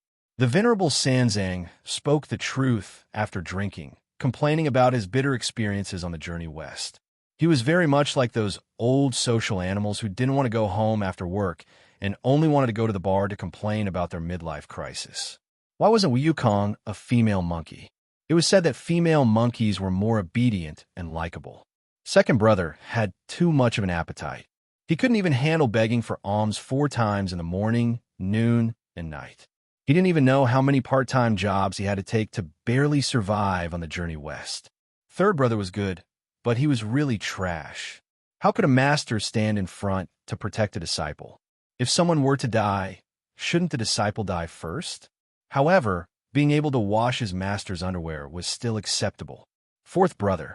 It was fine not to mention fourth brother because fourth brother liked to poop and find fillies the most. For this, the master and disciples had racked their brains. He said that Sister Bodhisattva's tea skills were very good, and that Brother Rulai's hairstyle was really ugly. They all wanted to be bald, so why did he have to be fashionable? Brother Emperor of the Great Tang is still the best. He often has long conversations with him, drinking wine and chatting merrily. The only thing missing is sharing the harem. Sure enough, they are good brothers, much better than those painted on the Xuanwu Gate. Oh, is the beef ready again? The journey to the west was really tiring. Full on, go on. My name is San Zong. Zong, as in funeral. Fuck you. Huff, huff, huff, huff. This mage is an interesting person, Miss Maid said with a smile as she cleaned up the tableware. Seeing that the mage was drunk and sleeping soundly on the table, Adam went downstairs and carried the mage to the guest room to rest. Hey, where are you going, monster? Quickly put down the gold, silver, and valuables and allow this little monk to redeem you. Probably because he was drunk, the mage let out a deafening roar in the guest room. Then, he turned around and went back to sleep. Boss Luo wanted to digest his food after the meal. Seeing that the grass on the lawn outside was a little long, he simply went to the tool room to get a lawn mower. Wearing a straw hat to block the sun, he began to walk slowly on the lawn to relieve his stress. The Supernatural Summit was still in session, so he could still watch it here. There was no problem with the organizational structure discussion, so it was done in one go. After that, it was the Security Council's matter. In the power conference, other than luck, there was also one's fists. Those with bigger fists had bigger voices, so there was no problem. In fact, what they were most concerned about was whether the Supernatural Association would be able to provide monetary support, as well as whether there would be mutual exchanges. However, these matters were not suitable to be discussed during a live broadcast. Therefore, they had drafted a small meeting after the summit to discuss these matters. In the end, Under the increasingly impatient gaze of Kelowna Shinryu, the evil god of Fire Cloud had no choice but to brace himself and proposed to set up a special shifter zone in Kelowna. Instantly, it received the unanimous approval of all the shifter leaders. The other representatives did not have any objections, especially the Magician Association, because they had the inhuman territory. However, the location of the special shifter zone was a problem that needed careful consideration. If they could not decide on it during the summit, they would discuss it later. There was no problem with the shifter zone. This time, the plan was to be made, not drawn, so there was no problem. Then, it was time to discuss the draft of the supernatural bill. When humans committed crimes, they were punished by the laws of their respective countries. Since the supernatural had an organization, there should naturally be laws. These laws were not the original rules of their respective circles, the rules of the so-called sects, or the teachings of the tribes. It was a law that applied to all transcendence. This would take a long time to discuss, at least not today. It was rather boring, so Kelowna Shinryu lowered his head and played with his phone. The sun was still shining brightly in Kelowna, and the British had already ushered in the night before. The moon hung high in the sky. It was not long after the 15th, and the moon was still quite round. Although it was late at night, it felt like an afternoon nap. Wizard Sanzong rubbed his head as he walked out. He saw Boss Luo reading under a tree in the courtyard outside, so he walked over. Miss Maid was gently sitting beside Boss Luo to accompany him. Wizard Sanzong glanced at the book and realized that he could not understand the words on it, so he simply took out a futon and sat under the tree in a daze.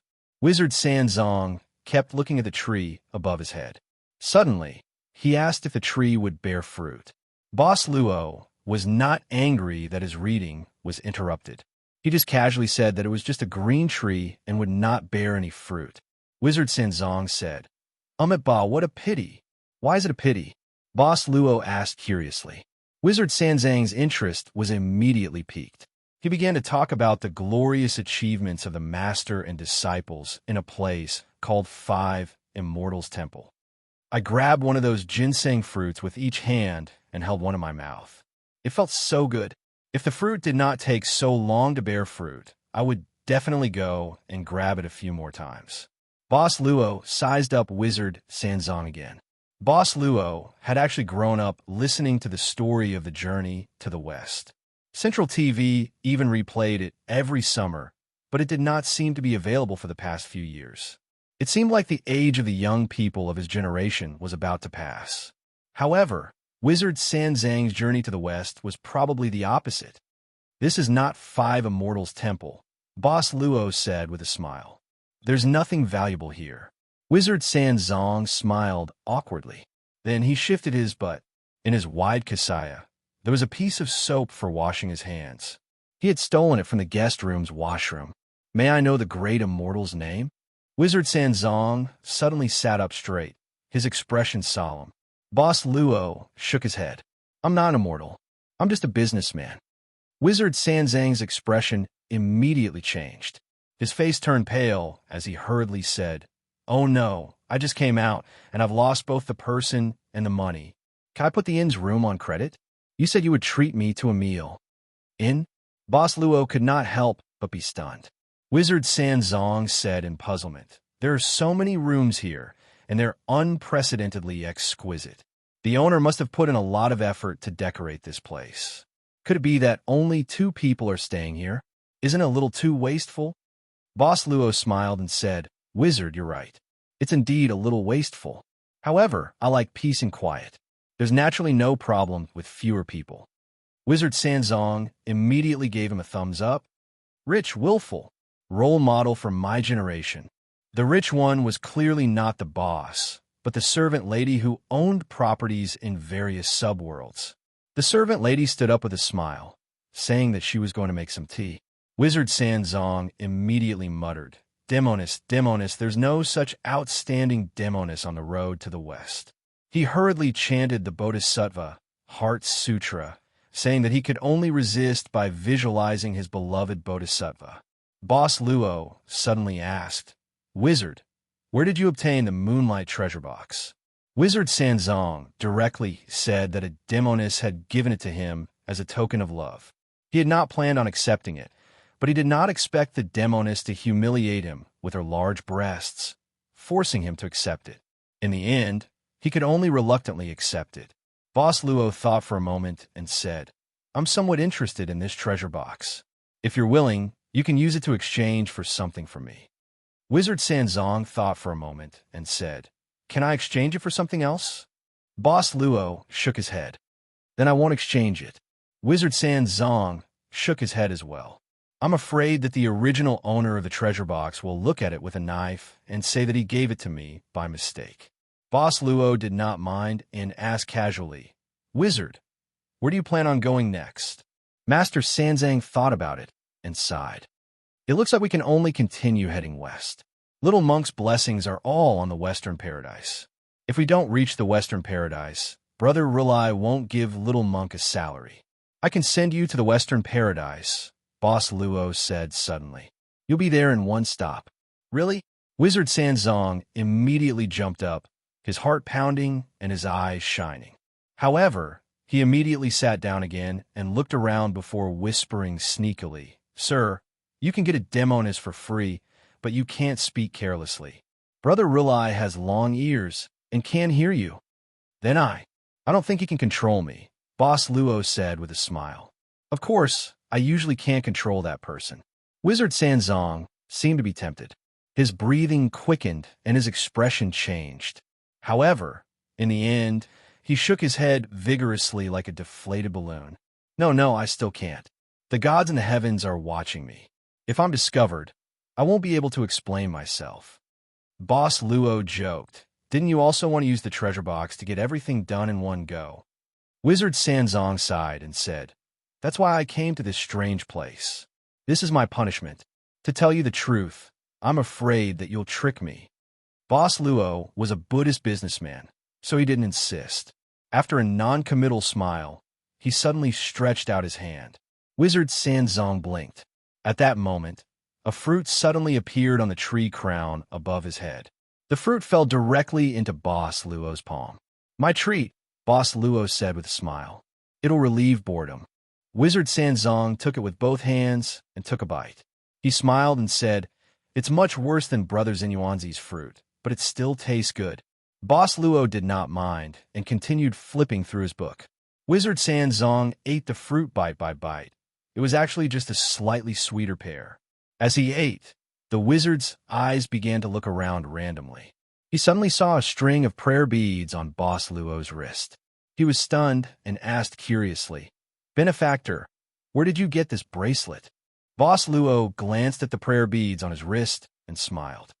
"An elder gave it to me. It's good stuff." Wizard Sanzong nodded. Buddhism does not exist in this world, and there's almost no Buddhist power. However, this prayer bead still has Buddhist nature. It must be a relic of an accomplished monk. Boss Luo suddenly smiled and said, "Wizard, are you interested in this bracelet?" As he spoke, Boss Luo even took off the prayer beads on his wrist. Wizard Sanzang's eyes lit up. "I heard that there are 2 bad guys in front of the Tempest Temple who won't give me treasures or entry. This little monk thinks that it's not a good idea to freeload on this journey to the west. I've already used up all the money, gold, cassock, and staff that Big Brother Emperor gave me. I was just worrying about how to deal with those 2 bad guys in the future. Thank you, benefactor." He offered it with both hands. Boss Luo smiled. He passed the prayer beads from his left hand to his right, and then to his left wrist. "I didn't say I'd give it to you." Wizard Sanzang's eyes widened and his mouth fell open. He slapped his head and stood up, saying angrily, "Hey, you're a bad guy too." He was angry. Boss Luo, however, looked ahead. It was the servant girl who had returned with the brewed tea.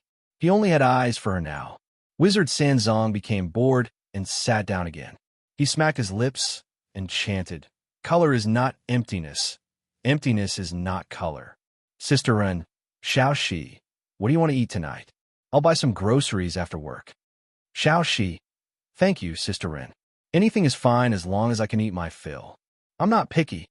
Sister Ren, Xiaoxi is a good girl, but Xiaoxi needs more nutrition. Look at you. You're so thin. You won't grow if you don't eat more. Xiao, she. Kelowna Shinryu glanced at her breasts. Who hasn't grown? Your son didn't even blink when he saw them last time. All right? Throwing her phone on the table, Kelowna Shinryu's gaze landed on the conference room below. Then, she yawned, thinking that she probably didn't need to come to tomorrow's conference. At this moment, there were some strange sounds coming from the conference room. The entire conference room fell silent, as if something had happened. Long Shiruo frowned. She saw the conference room's big screen suddenly turn black. A few seconds later, the screen lit up again. A man wearing a mask engraved with a moon pattern appeared in front of the screen. What happened? Who is this? Just when everyone thought this was a special program, the two Tower Masters of the Magician Association, Red Flame and Ice Han, suddenly stood up. They were too familiar with the outfit of the man on the screen. The member of the club who attacked the Magician Association headquarters that day was dressed like this. Everyone, this is the first time we meet. Let me introduce myself. It was a voice that had been processed. They couldn't tell if it was a man or a woman. They only heard the moon mask slowly say, "You can call me Moon's Seat. I'm from the Michael Club." Sure enough, Red Flame and Ice Han frowned at the same time. Fire Cloud, Evil God frowned. Long Shiruo frowned. Some transcendents who vaguely knew the existence of this club also frowned. I'll announce a few things. Moonseed directly said, "The New World Alliance will be officially established today. The headquarters of the Alliance will be in Oceania. As for the list of member states, I don't think I need to explain it in detail." In an instant, the conference room of the Transcendent Summit was dead silent. The list of member states. Everyone sucked in a breath of cold air. They knew why so many Transcendents were absent from today's meeting. Those guys had joined the New World Alliance.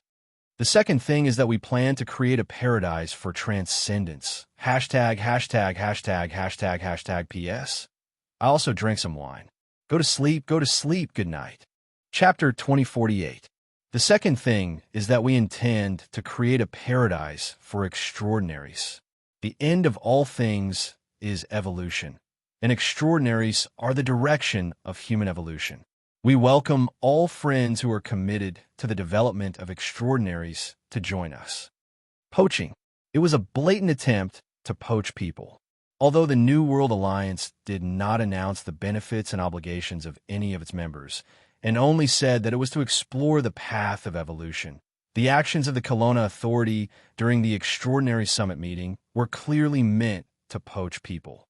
Moreover, the New World Alliance had clearly poached many people. Today, more than a quarter of the delegates were absent, and most of them had become the first batch of people to join the New World Alliance. This was probably premeditated, or else a quarter of the delegates would not be absent at the summit meeting. However, when did the New World Alliance begin to deploy all of this? There was not even a single leak of information, which was really surprising. At the summit meeting where the representatives of Underwater City were, Riaz and Lyoga could not help but look at each other. They almost simultaneously thought of the first day of the summit meeting, the young man who called himself Gongsun Jishui and contacted Underwater City in private. During the conversation on that day, Gongsun Jishui had vaguely revealed his tone of trying to rope an Underwater City. It seems that Gongsun Jishui wanted to rope us into the New World Alliance that day. The possibility is more than 80%. In the Spirit Black Room, the Prince of Underwater City and the Witch of Underwater City were whispering. In the venue, everyone was also whispering because Seat of the Moon projected on the big screen gave too little information. Third, the venue suddenly fell silent, and everyone's eyes fell on the big screen. Seat of the Moon's voice slowly sounded. The New World Alliance has only one purpose, and that is that extraordinaries should be above everything else. In an instant, several gazes in the venue focused at the same time, and the expressions of the extraordinaries changed slightly, but they quickly suppressed it and became silent, because the wording of should be was very subtle. Then, New World Alliance, sorry to disturb you. Seat of the Moon, this voice finally sounded, with a hint of a smile. At the same time, We are here to congratulate the establishment of the extraordinary association today. Following the last message, the big screen instantly dimmed. When it returned to normal, it was already showing the live broadcast of the summit meeting. Fire Cloud, evil god, instantly exhaled. It was the World Extraordinary Association, not the Extraordinary Association. The difference between the two words, world, was like the difference between heaven and earth. The former was a worldwide organization, while the latter could only be reduced to a regional organization. It was meant to tear the soon-to-be established association apart from the world. Fire Cloud, evil god, glanced forward. Seeing the unnatural expressions on the representatives' faces, he sighed inwardly, knowing that today's summit meeting could no longer continue. Everyone, let's pause today's meeting. Without saying anything else, the evil god of Fire Cloud had his people turn off the live broadcast for the day. As for the local media, they were arranged to leave as well. However, the representatives of the various countries in the venue did not leave. They were discussing, but what exactly they were discussing and what they were discussing was probably not something that could be casually revealed to others. Run Xiling glanced at the closed door of the conference center. At this time, the various media did not leave immediately. Instead, they waited quietly outside the conference center so that they could get first-hand information when the door of the conference center opened. I'm afraid we'll have to wait for a long time. Let's work overtime. Annie Ren shook her head and sent a short message to Xiaoxi, saying that because of work, she could not go over at night and that she was sorry. Then I'll go order lunch. Lizzie took the initiative to say. Ren Xiling did not have the mood to complain about Lizzie at this time and just nodded. Hotel. After turning off the TV that had been switched to an advertisement program, Mr. Poulin picked up a cup of hot water and slowly drank it while blowing on it. He used to drink cold water or ice water, but these days he was used to drinking plain water. He heard that the effect of soaking a herb called wolfberry in plain water was better. At this time, Mr. Poulin looked at the red-haired girl beside him, Riaz. It was still the very selling female high school uniform with thin black stockings. Since the end of the power conference, this girl from the secret society had been following him.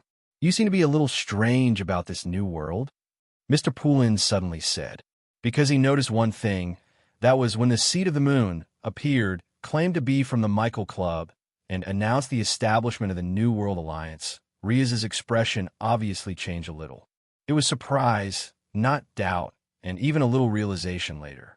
Facing Mr. Poulin's question, Riaz pondered for a moment before slowly saying, "Since you promised to be a recorder, it doesn't matter if I tell you some things. You can come in contact with them in the future anyway." Mr. Poulin sat down obediently.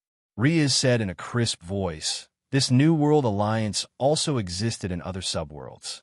Moreover, every time the New World Alliance appears, it also means that the world will welcome the end." Mr. Poulin did not have much of a reaction to the end, but he was curious about the connection between the New World Alliance. You mean this Star Alliance is an organization that spans across different subworlds? Riaz shook her head.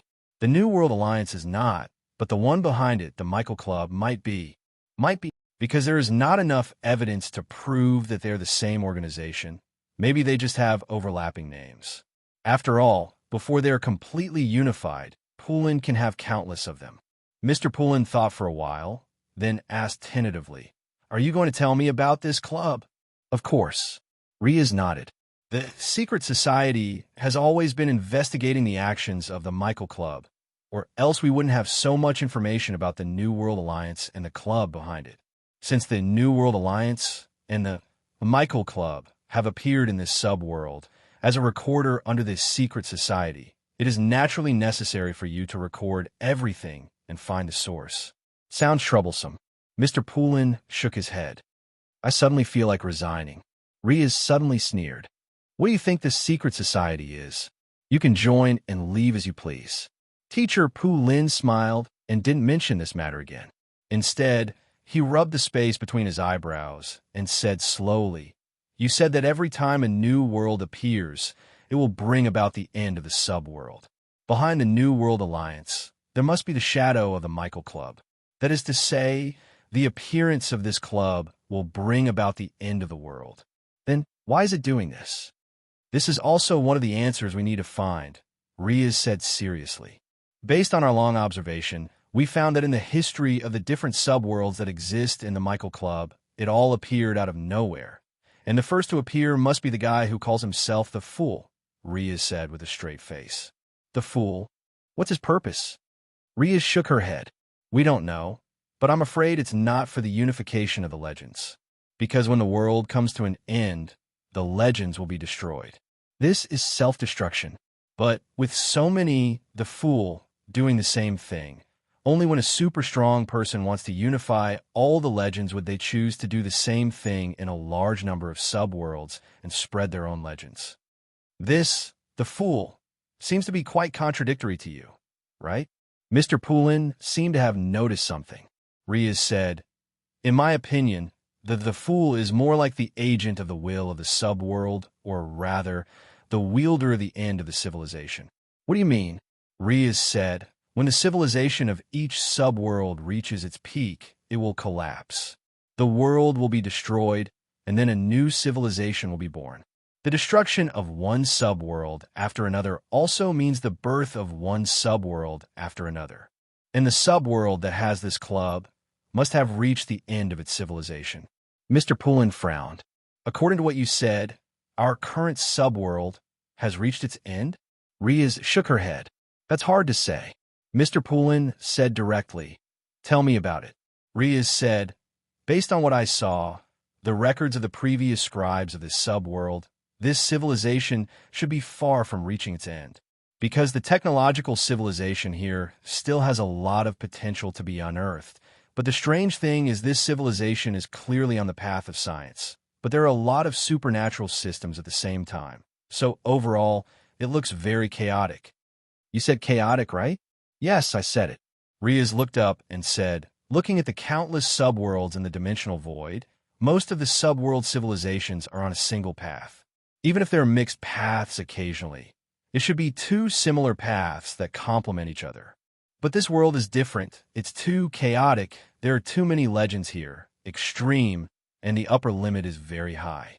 Most importantly, the underwater city that was supposed to be the previous civilization has been preserved until now, and the whole world can still develop steadily until now under the collision of so many different power systems. It's a stitched monster.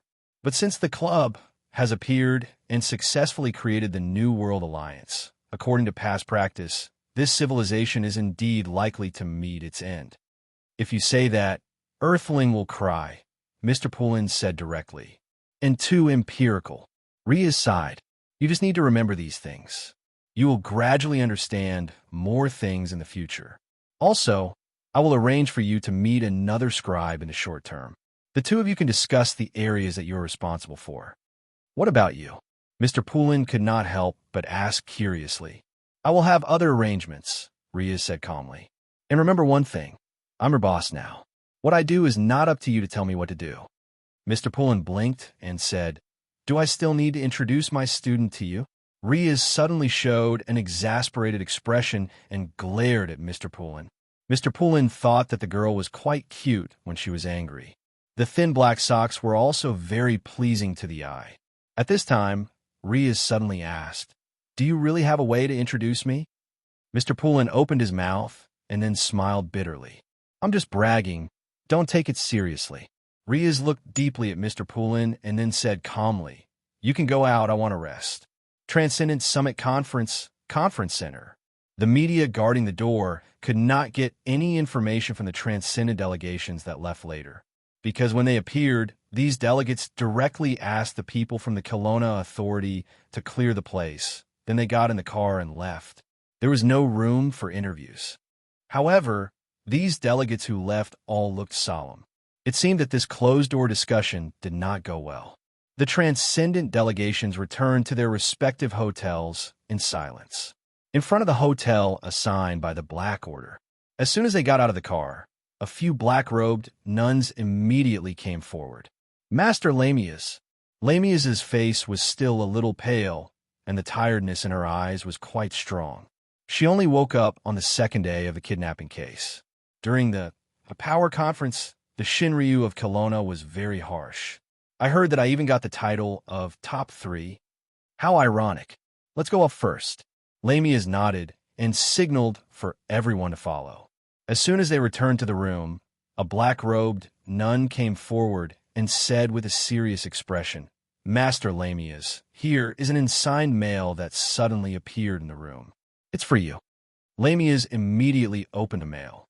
However, she only opened the envelope and looked inside, but did not take out the document inside. She saw the words, "New World," printed on the document. The chief of the Black Order pondered for a moment, then directly sealed the envelope and said indifferently, "I'll take a look at it later." That fellow, has he woken up? He has woken up, but the black-robed nun hesitated for a moment, then said with an unnatural expression, "But his emotions are not very stable." "He's cursing me," Lamias said indifferently. "We have already sealed his mouth," the black-robed nun quickly said. Lamias sat down and waved her hand. "Bring him here, I have something to talk to him about alone." The black-robed nuns left. Taking advantage of the empty space, Lamias still did not take out the document in the mail. She did not need to look at it to know what was in the mail. This was actually an olive branch from the New World Alliance. However, Lamias was not very interested in the New World Alliance for the time being. In her opinion, the potential of the Transcendent Association was obviously greater. As for the reason, there was no reason. It was purely a kind of intuition, a woman's sixth sense, which was also a sixth sense developed through psyche combat. There were only 3 things she was curious about now. First, who was the one who wanted to kidnap her after the power conference? Second, who was the one who saved her in the kidnapping case? Third, Satyr, especially the matter about Satyr. At the scene of the power conference, Lamias used Phantom Demon Emperor Fist to make Satyr self-destruct. She completely understood the cause and effect of how Satyr could survive until now after the destruction of the Twilight of the Gods in the Holy Dominion. However, what Lamias cared about was not Satyr, the guy who survived from that era. If Satyr did not appear again, Lamias would not recall the memory of him. What she cared about was the way Satyr returned to the modern world. He was summoned from the world of the dead by a black uncle wizard. Then, could it be that through the world of the dead, this aura on Satyr, it could be used to locate and enter the world of the dead in reverse? As for the world of the dead, was it only connected to this world, or... Chapter 2049. Ever since she escaped, a feeling of nowhere to go and nowhere to escape began to grow in Lamias's heart. This feeling was not strong at first, but as the time she spent in the modern world extended, the feeling of being suppressed by something became more and more intense. She even had the idea of breaking away from the world in her dreams. Although she was sealed in the crystal wall, she did not stop cultivating her battle will. But in fact, her battle will had stopped progressing since a long time ago. She spent a lot of time on it, but it did not even change the nature of her battle will. As for the quantity, it did not increase much either. The world limited her, or it could be said that she had reached the limit allowed by the world. No, it's far from the limit. Kelowna Shinryu is far stronger than me now, but I have indeed reached the end of my battle will. The spark of thought suddenly lit up in Lamias's spiritual world. What I have reached should be the first limit. There's probably an invisible second limit in this world. Only Kelowna Shinryu has reached this stage. The strong knew their destiny. At this moment, Lord Lamias, the person has been brought. Lamias's spark of thought was instantly extinguished. She responded calmly, "Let him in." Satyr was tied up and gagged at the same time. He was placed on a chair at this time, staring at Lamias with resentment. "I heard that after you woke up, you have been scolding me, right?" Lamias removed the shackles from Satyr's mouth, "But I don't want to apologize for what I did in the past. Lamias, even if I die, even if I am dragged into the abyss of the underworld and burned by the endless flames of hell, I will curse you. Curse you. The underworld is long gone, isn't it?" Lamias pulled a chair and sat with her legs crossed. "Not only the underworld, but the sanctuary and Mount Pantheon have long been destroyed. Today, I am afraid that you are the only warrior of the goddess left." Satyr gritted his teeth and remained silent. Lamias ran her fingers through her hair. "How about I make a deal with you? Help me do something, and I'll find a way to help you heal the injuries on your body. Satyr sneered. Lamia's continued. You can only rely on yourself when it comes to spiritual wounds. However, with the technology of the Black Order, it's easy to repair physical wounds. At the very least, you have to live like a man, a warrior with a bright future. Satyr remained silent. It was impossible for him to let go of this hatred. But if he wanted revenge, he needed freedom. Despite the anger in his heart, Satyr knew very well that he could only endure the humiliation and feign civility with Lamias, just like how he was willing to become the exclusive property of a certain demon lord in order to survive in the world of the dead. Everything was for revenge. You seem to have made up your mind, right? Lamias said calmly. What do you want me to help you with? Lamias smiled and said, First of all, how much do you know about the world of the dead? Your purpose is the world of the dead. You want to go to the world of the dead? Satyr frowned. Go through me and enter in reverse. Lamias was a little surprised, but not too surprised. She nodded directly. Tell me more about the world of the dead first. Untie me first, Satyr said calmly. I need an equal deal and food. Soon, a black-robed nun brought some food, and Satyr was untied. However, at this time, Lamias also had a very exaggerated silver pistol in her hand. The pistol was casually placed on her thigh, but the muzzle was always aimed at Satyr's chest. You can introduce it now, Lamias said with a chuckle. As the name suggests, the world of the dead is a world of the dead, Satyr thought at this time and said, but it is different from the underworld we know. The people in the world of the dead are already dead, but at the same time, they are also living people. What do you mean? In the world of the dead, I will feel hungry, weak, injured, and need to rest, but at the same time, I can also practice fighting spirit. Everything is no different from when I was in the sanctuary. Because you fell into it from the saint level? Lamias tried to explain. In fact, you didn't enter the world of the dead through death. Satyr shook his head. Those who originally lived in the world of the dead, like me, will feel hungry and need to rest. So, it's just called the world of the dead, but it doesn't really collect people who are already dead. It collects the dead, except for me, all the people who are already dead. It should be said that the people I have always met are already dead. Oh, I met a few people I knew. One of them was even my former teacher, Satyr said seriously, but they have already died in battle. It's not the underworld that collects the dead, but the dead are still alive at the same time. Lamias muttered, Interesting world. Is there more? You mentioned that the one who imprisoned you was a demon lord. How powerful is this demon lord in the world of the dead? That guy's territory is not even in the world of the dead. Satyr shook his head and said, but even so, that guy's territory is very large. How big is the world of the dead? After I escaped from that guy's territory, I walked for a long time, but I only entered a few similar territories. I'm afraid it's not even 100th or even 1,000th of the world of the dead. I have never seen such a vast world. Its size is even beyond my knowledge. Lamias actually knew a lot of secrets. Although she couldn't move after being sealed in the crystal wall, she was regarded as their ancestor by the Socius God clan. Thanks to these guys from the Socius God clan who kept inquiring about the outside world, Lamias actually knew a lot of secrets. Especially after the holy kingdom of the destroyed Greek gods was transformed into the inhuman territory, she inquired about all kinds of miscellaneous information.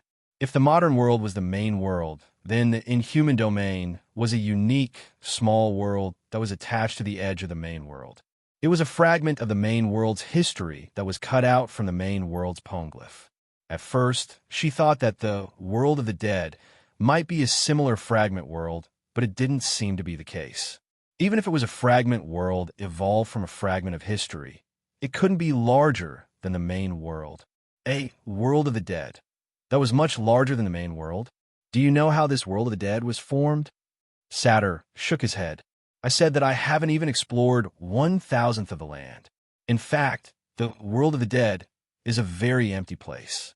If you leave the city, it's hard to meet a stranger outside. After I escaped, I was wanted and couldn't enter the city. I could only hide in the wild. So, you are much less useful than I thought.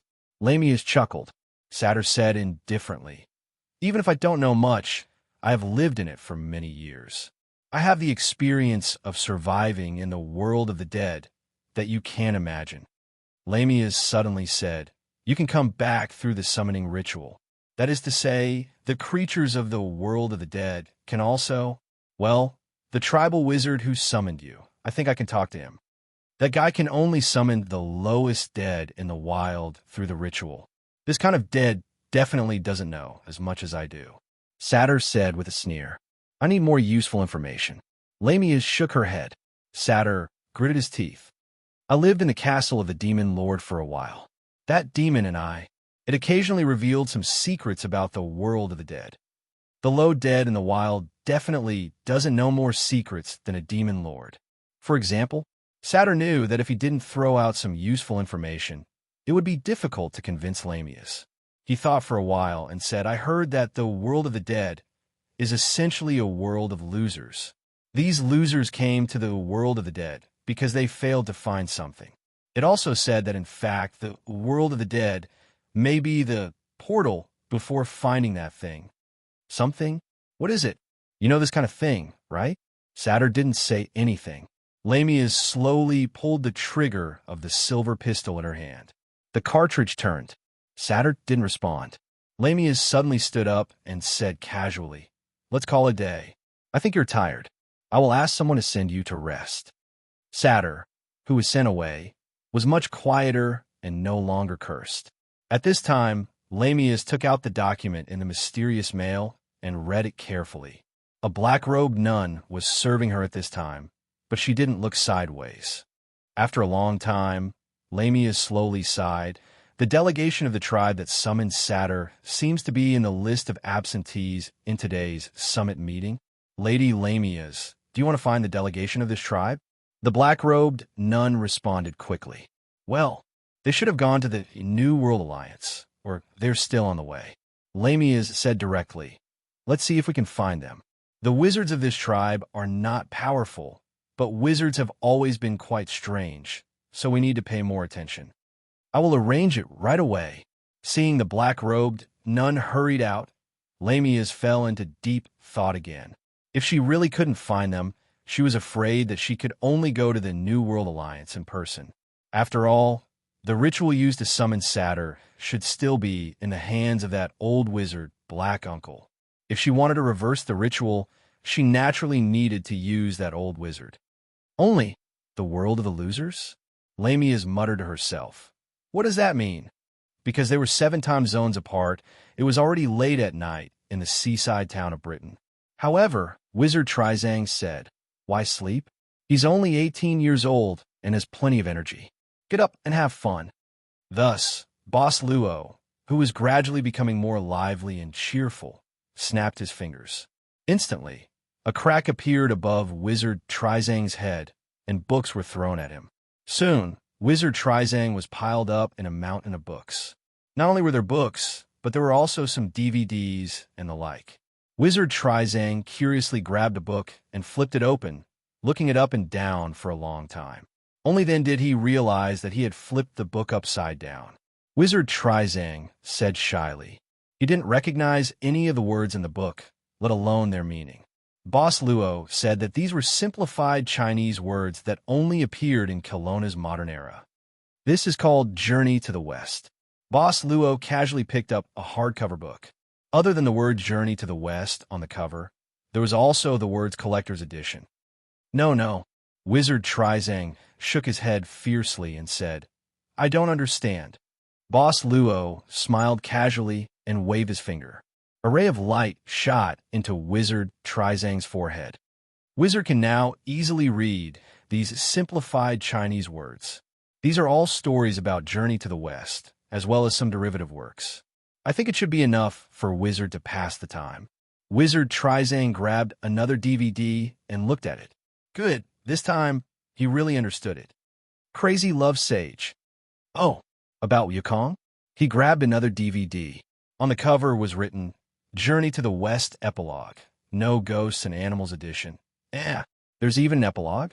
Wizard Trizang grabbed a few more books and looked at the covers.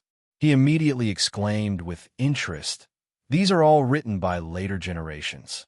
The story of the little monk's journey to the west. Boss Luo smiled and said, "Here, wizards should first appear in the story. Then there are these stories and works." Wizard Trizang didn't seem to hear this. He took off his kasaya and wrapped up all the books and DVDs on the ground. Then, he carried them into the room. "Master, shall we let Wizard live here temporarily?" Miss Maid appeared. Boss Luo said casually, "Is there a better place than here?" Miss Maid shook her head. Boss Luo looked at the time and said, "Then let's leave it at that for now. You should be able to take care of Wizard. Also, for the time being, let Eve and Adam disconnect from the modern world's internet." Miss Maid smiled and said, "I've already given the order." Boss Luo said again, "Since you've agreed to your student's request and let Night Mechanism gain a foothold in the Security Council, find a time to deal with it. I'll go back and deal with it personally." Miss Maid nodded. "You go back first." Boss Luo thought for a while and said, "Lady Nan has probably waited for a long time. As for me, I want to go to New World Alliance to take a look." Miss Maid raised her eyebrows slightly and said softly, "Master, are you interested in New World Alliance?" Boss Luo smiled and said, "You can't say this casually. I'm just curious. If I'm really interested, I'm afraid I'll make things difficult for Araya. This child actually has it tough." Then Boss Luo added, "This script should be finalized." At this moment, a wizard's roar came from the room. "TSK, this old Wu is really a good-for-nothing. He actually wrote that I've wrongly married the sister of the Queen of Womanland. Bullsh asterisk T. Isn't Womanland beautiful? This phrase is well written. My sister, the Queen, is definitely beautiful." In front of the window, the wizard scratched his head and was very happy. The boss and Miss Maid smiled at each other and disappeared into thin air. Chapter 2050. Both Fire Cloud, Evil God, and Long Shura had a notice about the New World Alliance. It was not because the Kelowna Agency's intelligence system was so advanced that it had collected a lot of information in just a few hours. This was actually downloaded from the internet. Moreover, anyone could easily download this notice. It was widely spread on major platforms around the world. Any transcendent, as long as they had this notice, could join the New World Alliance. Even ordinary people can join. When Shinryu of Kelowna saw this, she began to frown and muttered, "These guys, what are they trying to do? Rebooting the world's political system?" What's even more incredible is that Oceania's Australia has directly announced that it will join the New World Alliance. Fire Cloud, Evil God, shook his head. "I didn't expect this club to have such a terrifying infiltration into the country of ordinary people. But considering the geographical location of Oceania, it was soon relieved. Oceania's geographical location was relatively independent and isolated, unlike Europa and Kelowna, which were completely connected plates. And Oceania's transcendent power had always been a rather poor type. Fire Cloud, Evil God thought for a moment and said, "I've arranged for a few agents to start to infiltrate the New World Alliance, but it will take time to find out anything." Shinryu of Kelowna did not seem to be worried about the appearance of the New World Alliance. Instead, she said non-committally, "But what do they want to do? They can't step into Kelowna. Of course, after all, we have you guarding Kelowna." Fire Cloud, Evil God nodded. Long Shura rolled her eyes. Her confidence now did not come from Shinryu's power, but because she knew that in Kelowna, in the forbidden city of Kelowna, there was a woman called Rin Xiling. She actually hoped that the group of demons and ghosts outside would be more stubborn and be taken away by some angry profiteer. "Peace. What's that?" Longshaw suddenly pointed at a bag of things on the table and asked. Fire Cloud, Evil God, raised his eyebrows and said, "There were several kidnappings targeting the top 3 of the Power Conference. There are some clues here." 3 idiots? Longshaw opened her mouth subconsciously. Fire Cloud, Evil God, acted as if he didn't hear anything. He took out a black metal mask from the bag and slowly said, "This is the mask that the bandits wore in the current era based on the image that the female knight from Night Mechanism drew. Let me have a look." Long Shirual was startled. The Fire Cloud, Evil God subconsciously asked, "Lord Long, Could it be that you have discovered something about this mask? Kelowna Shinryu took the mask in her hand and observed it carefully. She hesitated and said, "Before the summit meeting began, I went to the ghost city where the sound of flute was heard. Was it for the Ghost Gate seal?" Firecloud, evil god, nodded and said, "Every year the Taoist sectmaster by Jia would also bring people there. The Ghost Gate, guarded by the sectmaster, was wide open." Longshaw said, "This time there were some accidents. A group of mysterious people suddenly broke in and almost destroyed the Ghost Gate seal. There were also people wearing this kind of mask. Were there any survivors?" Firecloud, evil god, asked directly. "No. I heard that this group of people directly self-destructed after they failed. The only things that could be found were some fragments. So, the people who kidnapped Farrell and the others are the same group of people who attacked the Ghost City." Firecloud, evil god, was puzzled. "What is their purpose?" "How would I know?" Kelowna Shinryu said angrily, "I'm not omniscient and omnipotent." "Well, the administration will focus on following up on this matter." Firecloud, evil god, thought for a moment and said, "Now that the world is changing, I can't tell if these things are the result of the same force or multiple forces." Longshaw suddenly asked, "By the way, do you have any information about your disciple?" Firecloud, evil god, shook his head. Longshaw recalled and said, "When I fought with Yin Xiaoxi that day, I found something wrong with him. It seemed that he was not simply being controlled. Yin Xiaoxi was in a very strange state at that time. He gave me the feeling that he was not human at all. What exactly did he go through?" Firecloud, evil god, said, "The reason why Xiaoxi was covered in a black shell at that time was probably because of an experiment by the administration called Cloak. This technology was developed by Dr. Zhao based on the all-essences substance that we obtained from the Penglai treasure vault. It can greatly increase the strength of an individual." Kelowna Shinryu frowned and said, "So, the all-essences is still with Yin Xiaoxi?" "Not really." Firecloud, evil god, deliberated and said, "This substance is very mysterious. It can change into any known substance, but once it changes, it cannot be reverted back to its original state. So, the all-essences should not have been leaked, unless the person who captured Xiaoxi has mastered the means to reverse the all-essences. Don't forget, other than Yin Xiaoxi, Dr. Zhao was also captured." Kelowna Shinryu said seriously, "It may not be easy to interrogate a transcendent, but it is not difficult to interrogate a normal scientific lunatic. We have also considered this."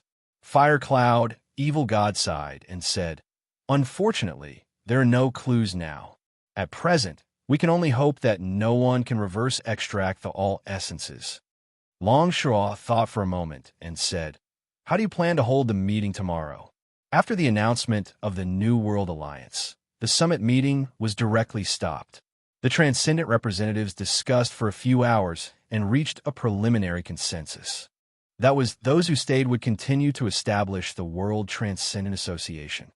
The Magician Association and the Club could be considered as mortal enemies. It was impossible for them to have any contact with the New World Alliance. This was because during the closed-door meeting, Bing Han and the Crimson Blaze Tower's attitude was very firm. "Open it as usual." Firecloud, evil god, said calmly, "It is it, and we are us." Longshaw nodded, then suddenly took out a map and spread it in front of Firecloud, evil god. "This is the map of the Forbidden City." Firecloud, evil god, was confused. "Lord Long, what do you mean?" The true dragon of the Divine Land took out a red pen and drew a big red circle around the City of Abstinence on the map. She said expressionlessly, "Special District of the Demon Clan." Firecloud, evil god, couldn't help but frown and said hesitantly, "Are you serious? There's no place more suitable than this area." Kelowna Shinryu said bluntly, "Those shifter guys are from different places, and they have different living habits. It's not suitable to force them to stay in the same place. But I can directly transform a large number of satellite cities around the Forbidden City. I can suppress them. A few years, a dozen years, or even a few decades is not a problem. It's enough for them to slowly integrate with each other. Anyway, The spiritual energy density is about the same everywhere. There's no problem of not being able to cultivate. I can't promise you right away. Fire Cloud, evil god, shook his head and said, this kind of thing can't be decided by the administration. It needs the approval of the higher-ups. I didn't ask for a few months or half a year to complete the construction of the special district. Kelowna Shinryu said calmly, I have a lot of time, so I can wait. But I can't delay. If those in power in the capital want to delay me, I'll go visit them. Anyway, the capital isn't forbidden, so you can't stop me. Fire Cloud, evil god, smiled bitterly. It's so lonely to be invincible. Speak human language. Kelowna Shinryu stared at him. Fire Cloud, evil god, said helplessly, I think this should work. That's all for today. Kelowna Shinryu nodded with satisfaction. Inform me as soon as there's news from the New World Alliance. Fire Cloud, evil god, suddenly asked tentatively, Lord Long, since there's still time before tomorrow's meeting, why don't you go to the Star World Alliance and visit them? Haven't you have time? She still had to go back to being okay? She still had to take a taxi out of the city to transform. So busy. Lady Nan, so you're here. In front of the door, the witch from the World Academy was squatting. She was also carrying a small bag with pineapple buns in it. When Miss Maid appeared, Nan Xiaonan was eating a pineapple bun. It was the third one. She had been waiting here for a long time. No, a whole day. She was so hungry that she had to buy some bread to eat. It was such a bully for a newbie. Boss and his wife. Missy, you're not here. Nan Xiaonan quickly stood up. I'm here to report today. Why don't you just go away? Miss Maid nodded, opening the door and entering the room.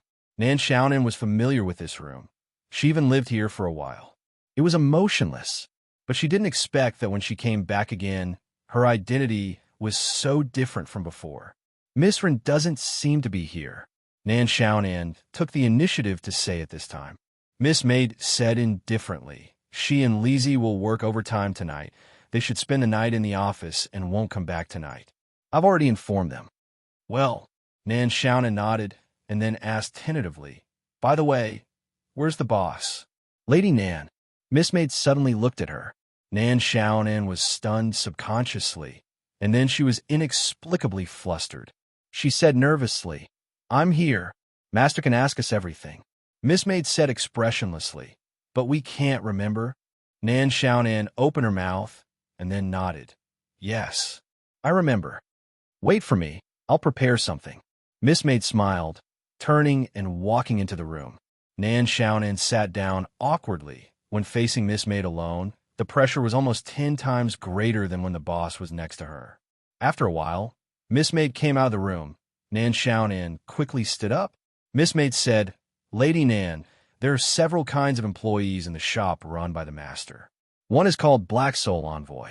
As a Black Soul Envoy, their life and death are controlled by the master, and they will never have the ability to betray the master. Of course, if they do the work well, they will naturally get many unexpected benefits. The most important point is that even if the Black Soul Envoy is dead, they can be resurrected in the shop. Nan Xiaonan was shocked. Resurrected? No one can really exterminate the Black Soul Envoy. Miss Maid said indifferently, except the master. What about other kinds? Nan Xiaonan thought for a while and said, the other kind is actually the Black Soul Envoy. Miss Maid sat down slowly and said, there are two kinds of Black Soul Envoys. One is to look for business opportunities for the shop, and the other is to collect debts for the shop. The debt collector will also accept some tasks of force. Of course, we don't forbid the debt collector to do the work of the first kind of Black Soul Envoy, as long as it's within the scope of his ability. So, the debt collector has more freedom. Nan Xiaonan thought for a while and said, besides, the other kind is just set up by the master. Miss Maid smiled and said, branch manager. Nan Xiaonan's eyes suddenly brightened, and she waited for the next part. Miss Maid said indifferently, I believe you have some guesses in your mind. Yes, the position of branch manager is a new position after the master promised to accept you. Of course, in essence, it is still a Black Soul Envoy. Nan Xiaonan cursed in her heart. Just say it directly. No matter what you do, you have to sign the slave contract first. "Boss, want me to take over the position of branch manager?" Nan Xiaonan asked cautiously. "No, the master didn't ask for that," Miss Maid said casually. "He just asked me to tell you that there are 3 choices, and you can choose any one of them. Can I think about it?" "Of course." Miss Maid nodded. "Then before you decide which job you want to choose, you have to consider another thing. Whether you want to become a Black Soul Envoy, this is the last chance that the Master gives you to choose." Miss Maid waved her hand as she said that. In the small living room, a black cabinet that made Nan Xiaonan tremble slowly rose from the floor. "This is the Ark of the Covenant. If you agree, please put half of your soul into the Ark of the Covenant." Nan Xiaonan had a flash of inspiration. The Black Soul Envoy can't die, because it can be reborn with the help of the Ark of the Covenant, right? She looked at the open black cabinet and the lights inside. She couldn't count the number of lights at once, and the shock in her heart was indescribable. But why are there so many lights that don't light up? Of course, it is because the owner blew them out. Miss Maid said indifferently, "Of course, I only have the ability to keep the Ark of the Covenant, not to blow out the life lights." "Why are you telling me this?" Nan Xiaonan looked at Miss Maid in surprise. "It can't be because I said something nice, right?" Miss Maid chuckled. "I will tell every Black Soul Envoy who puts a life light about this at the appropriate time, in order to make the envoys more respectful of our master." Sure enough, it was not because she said something nice, but because it was a routine. Nan Xiaonan nodded inwardly. That was more like it. But in fact, Nan Xiaonan was indeed hesitating at this time. Splitting half of her soul into a life light and storing it in the Ark of the Covenant. Although she could be reborn from the Ark of the Covenant after death, her soul would indeed become incomplete. For a creature like her who had stepped into the dimensional void, an incomplete soul meant that it would be difficult to continue to improve in the future. She might stay at this stage forever. This was the opposite of the freedom Nan Xiaonan wanted. "You can continue to improve yourself." Miss Maid seemed to have seen through her and said directly, "The power of a Black Soul Envoy can be improved through performance. In theory, there is no limit." "No limit?" Nan Xiaonan opened her eyes wide in disbelief. Miss Maid pointed at one of the life lights at the top of the Ark of the Covenant and said calmly, "Do you know who this life light belongs to?" Nan Xiaonan looked at it subconsciously. When her eyes focused on this life light, she felt a huge wave in her spiritual sea, as if her spiritual world would collapse at any time.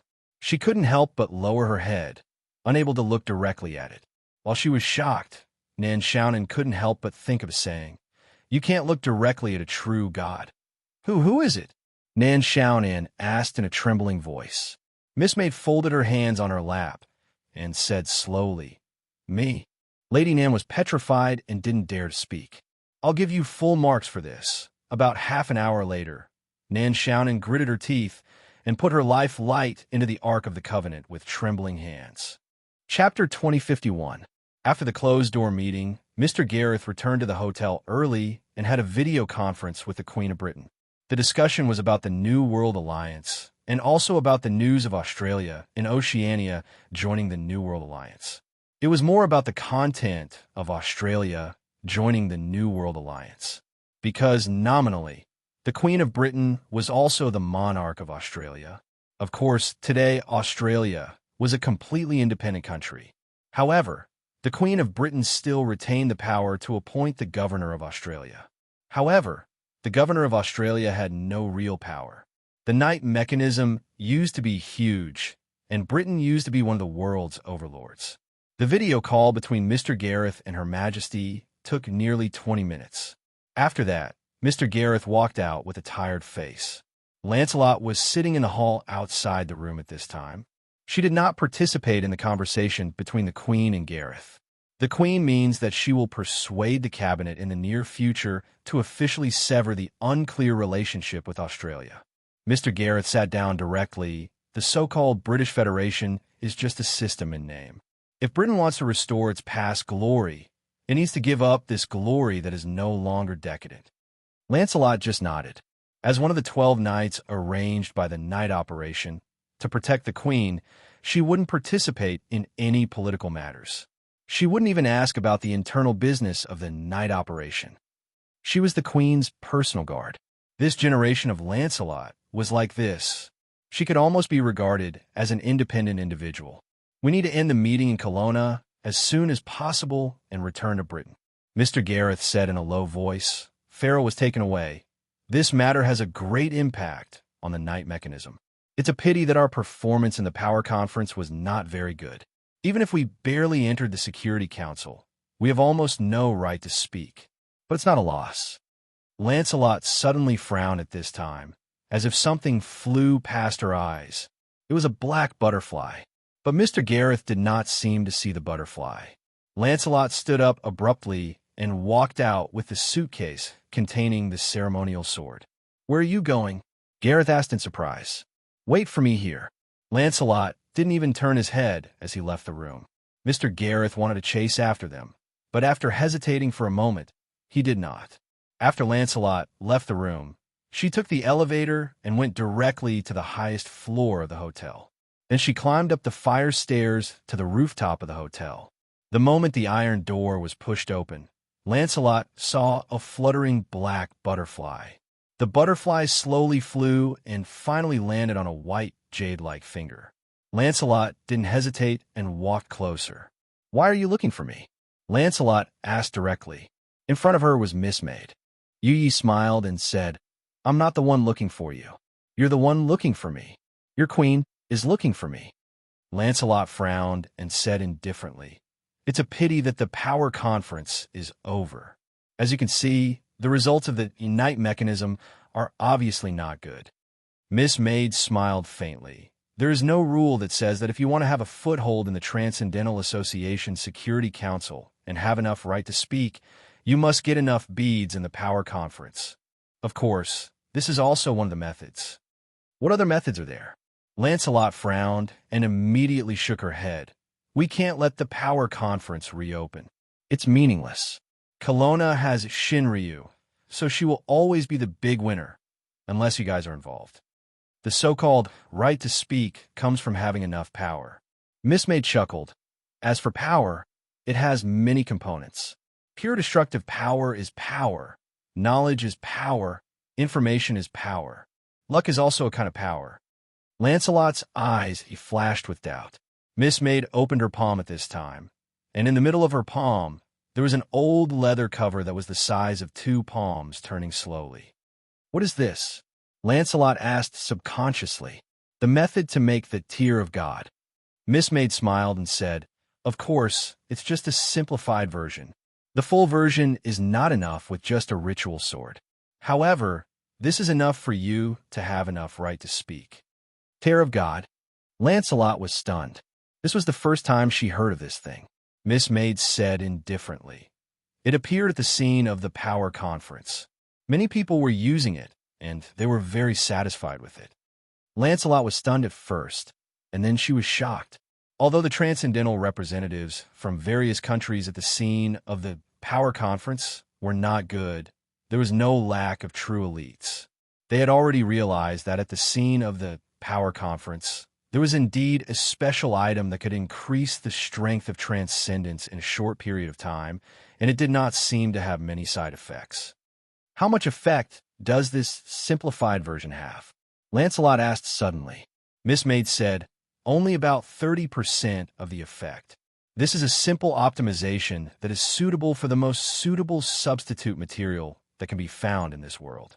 After all, the Tear of God at the Power Conference was not its final version.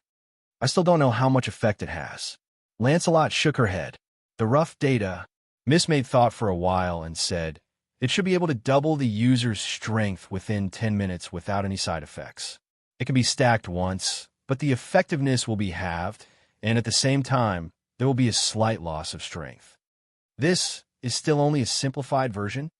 Lancelot looked at Miss Maid inconceivably. No wonder some people could burst out extremely amazing strength at the power conference that day. Unfortunately, the increase of strength does not mean that they are really powerful. However, this cold female knight finally showed some obvious changes in her expression. At this time, the smile on Miss Maid's face became bigger. Lancelot even shuddered subconsciously. She even felt that this mysterious woman seemed to be happy to see the change in her emotions. She even felt that she was being teased. Lancelot quickly restrained her emotions and muttered, "Although the simplified version of Tear of God you said is amazing, there is a side effect of loss of strength. Besides, this potion alone can give the innate mechanism enough say in the transcendent association. It doesn't seem to be enough, right? If it's a peaceful era, it may not be enough," Miss Maid said indifferently. "But if it's a war era, I think there won't be a problem of not enough. Am I right, Knight Lancelot?" War. Lancelot's eyes focused. She almost thought of the New World Alliance immediately. Then, let the Tear of God become the special supply of the night mechanism. Miss Maid chuckled. "If there is such a day when the simplified version of Tear of God can be mass-produced, I will personally come to take the British ceremonial sword. Then, sorry to disturb you." She made an impeccable ladylike bow in front of Lancelot and then disappeared. As the night wind blew, Lancelot felt a little cold. She didn't know if the war mentioned by this mysterious woman would happen or not. Perhaps even this mysterious woman herself didn't have a definite answer. But this was indeed the field that the member states of the Transcendent Association tried to discuss during the closed-door meeting. However, the New World Alliance had just been announced, and there wasn't much information other than that, so the discussion didn't have any substantial results. Taking a deep breath, Lancelot solemnly picked up the book that recorded the potion formula and wanted to open it. But no matter how hard she tried, she couldn't open the formula. Lancelot couldn't help but frown. What does this mean? War might not happen. Mass production. It can only be mass-produced when it can be opened. If it can't be mass-produced, then what? Questions continued to appear in Lancelot's mind. After a long time, she solemnly put away the formula and then sent a message directly to Mr. Gareth. "Gareth, I have something important to do and have to return immediately. I'll leave the following meeting to you." When Mr. Gareth received Lancelot's message, he almost scolded. "Didn't you say you would wait for me to come back? You're leaving just like that? I was so obedient. I waited for so long, and all I got was a goodbye." "Oh, Lancelot is really a woman." "A woman." Mr. Gareth sighed heavily. He felt so tired. He felt like he was fighting alone and couldn't hold up a single tree. Everyone didn't want to play with him. Australia. It was late at night. Soldiers in white combat uniforms were shuttling through the streets of the Australian capital. In addition, there were also Australian soldiers. Just a few hours ago, the government led by the Australian Prime Minister announced that Australia had merged into the New World Alliance and established a new government.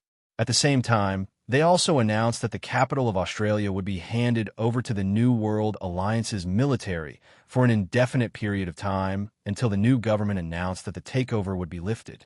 Armored vehicles were now roaring in the streets in the middle of the night. The people could only hide in their homes and look uneasily at these big guys wandering on the streets through the windows. At first, the government's actions directly angered the people in the capital. However, the fierce resistance was quickly suppressed after gunshots rang out. It was said that, in just 10 minutes, hundreds of corpses of violent people appeared on Porter Street. At this time, the huge helipad was brightly lit. Many military transport planes that were painted silver slowly landed. These transport planes were carrying transcendent delegations that had left the city of abstinence. One of the transport planes had just landed, and a guest on the transport plane seemed to be eager to get off. A figure directly broke open the cabin door, set off a gust of wind, and landed on the helipad. The gust of wind blew a dozen soldiers in white combat uniforms to the ground. That person laughed and said, "Comfortable, comfortable. The Forbidden City is simply not a place for people to stay." At this time, as if agreeing with this sentence, a powerful aura rose into the sky. It actually caused the transport planes that were lined up to land to sway slightly. In addition to the soldiers in white combat uniforms, there were also a large number of Australian soldiers here. At this time, these soldiers' faces were filled with horror. This transcendent, who was moving his muscles, laughed even more unscrupulously. Transcendents were no longer a secret. In the past few days, they had seen many transcendents, but they all saw them on the screen. It was indeed the first time in their lives that they faced transcendence directly. Fear. At this time, the first transcendent who broke open the cabin door to move his body suddenly exclaimed. At this time, the transcendent's face suddenly became abnormally painful. His hands desperately reached for his neck as if he wanted to break open something. At the same time, his body began to slowly be pulled up by something. In the end, the first transcendent who broke open the cabin door was stopped in midair by a man wearing a white mask with a sword pattern on his face. He was wearing a black robe and a white mask with a sword pattern on his face. In an instant, the soldiers in white combat uniforms showed fanatical gazes and looked at the black-robed man. They shouted, "The seat of the sword. Praise you, the sharpest sword in the world." So this is the treasured sword seat of the 26 seats of the clubhouse, the treasured sword of Little Arcana? It seems that he wants to show his strength. There's no problem with showing his strength. If it were me, I would do the same. But don't think of using me as an example. My sword hasn't tasted blood for too long. New World Alliance, I hope we didn't come to the wrong place. The voices of the Transcendent delegation were broken and messy. The seat of the sword coldly glanced down. The Transcendent in his hand was struggling in pain. But not long after, the seat of the sword's palm directly crushed the Transcendent's throat. Then, the corpse was thrown to the ground. It fell right in front of the delegation that the dead Transcendent belonged to. The other Transcendent in the delegation showed a furious expression and were about to attack. At this time, Treasured Sword Seat took out a handkerchief and slowly wiped his palm. He said indifferently, "I hope that everyone who comes here is an elite among the extraordinaires. You know how to be humble and courteous. You are talented and self-disciplined talents, not losers who fled all the way from the Forbidden City like dogs in the water. Die." In the delegation that lost a member, a strong man directly roared. The muscles all over his body burst out of his clothes. He turned into a huge tiger man and jumped up. Seat of the treasured sword didn't even look. Just as the tiger waved its sharp claws and was about to tear him apart, a treasured sword appeared out of thin air and directly pierced through the tiger man, his chest, nailing him to the ground. The rest of the Transcendents in the delegation were terrified. Dozens of swords shot down like sharp swords. In the end, the swords turned into cages, trapping the few Transcendents at the same time. No one dared to stand up for the delegation anymore. The seat of the sword glanced down. Everyone must be tired after coming from afar. The Allies have arranged a place for everyone to rest. Please. They walked past the imprisoned superhumans and did not even look at them. They remained silent. In a luxurious manner in the capital of Australia, the woman was walking slowly in the corridor with a calm expression. The woman seemed to be thinking about something. The followers behind her followed carefully and didn't make any sound. Suddenly, the woman stopped and looked out of the corridor window. Outside, it was a corner of the manor's courtyard. The woman suddenly said, "I don't like this manor." The first follower behind her lowered his head and said, "Your Majesty, this is the best manor we can find now. After all, we just arrived here. Your manor is the best out of all the seats." The woman turned around and looked at the first follower behind her. She said indifferently, "I don't like you either." The first follower was instantly terrified and said with a trembling voice, "Your Majesty, a failure." The woman shook her head and reached out her hand. In an instant, the first follower's body was torn apart. In the end, what scattered on the ground was a pile of metal parts. A piece of gear slowly rolled to the edge of the corner. Even so, the rest of the followers behind the woman still didn't dare to raise their heads. The woman looked at these followers and suddenly sighed. "I once had the most perfect work, but unfortunately, you can all go and clean it up." The attendants immediately responded with a yes. The woman turned around and left. The followers began to clean up the pile of parts on the ground. After a while, the woman came to the door of the manor's study and said to herself, "Well, I have new inspiration. I should be able to make a good work." Saying so, the woman pushed open the door of the study and planned to draw the design in her mind tonight. At this moment, the woman's eyes narrowed. In front of a row of bookshelves by the wall of her study, a young man with black hair and black eyes was standing at this moment. "I borrowed a book to read." The young man looked at her with a smile.